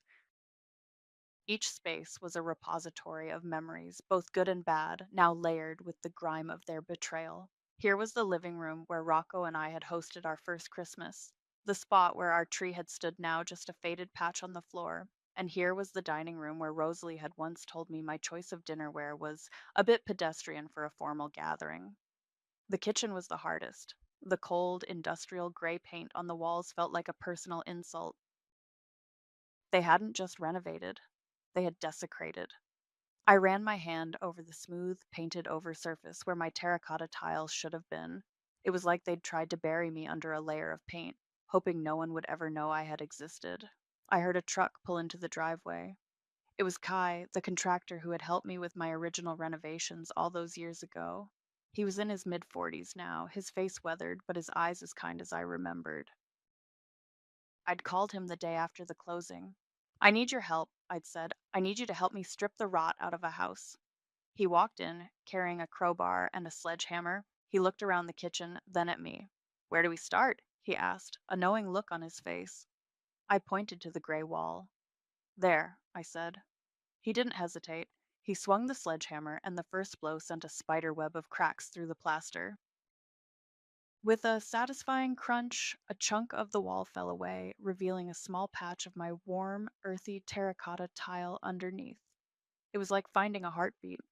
We spent the rest of the day tearing down the drywall, exposing the beautiful, imperfect tiles I had laid with my own hands. It was a messy, loud, and deeply cathartic demolition. We weren't just renovating, we were performing an exorcism. As we worked, memories I had long suppressed came flooding back. I remembered one night standing in this exact spot, covered in grout, exhausted but proud. Rocco had come in, looked at my work, and said, "My mom thinks we should have just hired someone." He hadn't meant it to be cruel, he was just a mouthpiece for her opinions, a walking, talking vessel for her disapproval. At the time, it had stung. Now it just felt pathetic. Later that week, after the debris was cleared out, I was cleaning out the master bedroom closet. It was a deep walk in closet that I had designed myself. As I wiped down the top shelf, my fingers brushed against a loose piece of wood at the back. Curious, I pushed on it. It was a small panel, poorly fitted. It came away easily in my hand, revealing a small, dark space behind the closet wall. I reached inside, and my fingers closed around a rectangular object wrapped in plastic. I pulled it out. It was a framed photo. A family portrait Rocco's mother had insisted we take about a year before the end. In it, I'm smiling, but my eyes look tired. Rocco is standing beside me, his arm around my shoulder, but his smile doesn't reach his eyes. He's looking slightly away, toward Rosalie, who was standing just out of frame, directing the photographer. They must have hidden it back here when they were staging the house for sale, not wanting to throw it away, but not wanting potential buyers to see the ghost of the previous wife, an artifact of a life they had tried to delete. That night, I built a fire in the fireplace, the first one in over 5 years. I sat on the floor watching the flames dance. Then I took the portrait, removed the glass from the frame, and pushed the photograph into the heart of the fire. I watched my own smiling face blacken and curl, watched Rocco's image dissolve into ash. It wasn't an act of anger anymore. It was a release.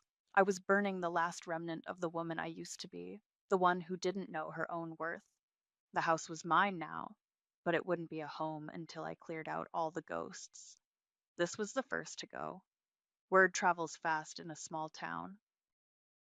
The story of my return became local legend almost overnight, whispered about in coffee shops and grocery store aisles. A local blogger, the same one who had featured my gray washed kitchen years ago, reached out for an interview, wanting to frame it as an empowering comeback story. I declined. My victory wasn't for public consumption, it was private, personal, and complete. Explaining it would only diminish it. As promised, Xander filed the necessary paperwork to initiate a formal investigation into the title fraud. Faced with irrefutable evidence and the threat of criminal charges, Rosalie's carefully constructed world imploded. The legal proceedings were swift. To avoid prison time for felony forgery, she was forced to liquidate every remaining asset to pay court ordered restitution and fines. The Edwards family name, once a symbol of local prestige, was now synonymous with scandal. Rocco, stripped of his mother's financial safety net and implicated in the fraud, was ruined. He filed for bankruptcy a few months later.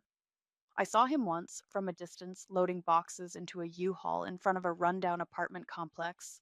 He looked tired and utterly defeated, a man finally forced to carry his own weight. Quinn had vanished long before the moving truck arrived.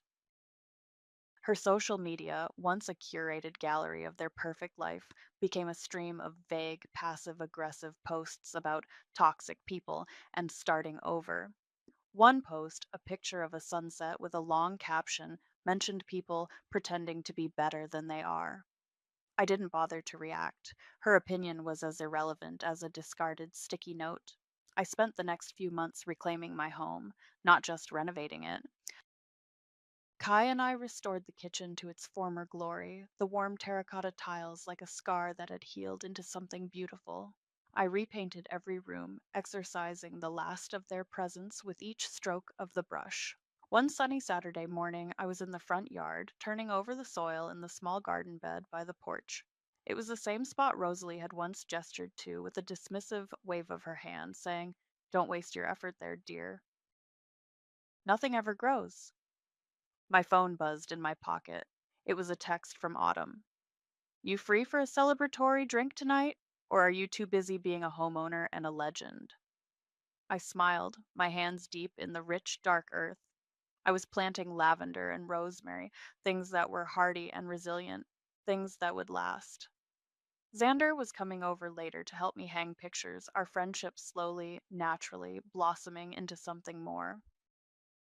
The house was quiet, filled only with the sounds of my own life. The ghosts were gone. They had tried to erase me, to paint over me, to file me away in a drawer like an old, forgotten document. They thought I was a temporary fixture in their lives, a placeholder they could easily discard. But they underestimated me.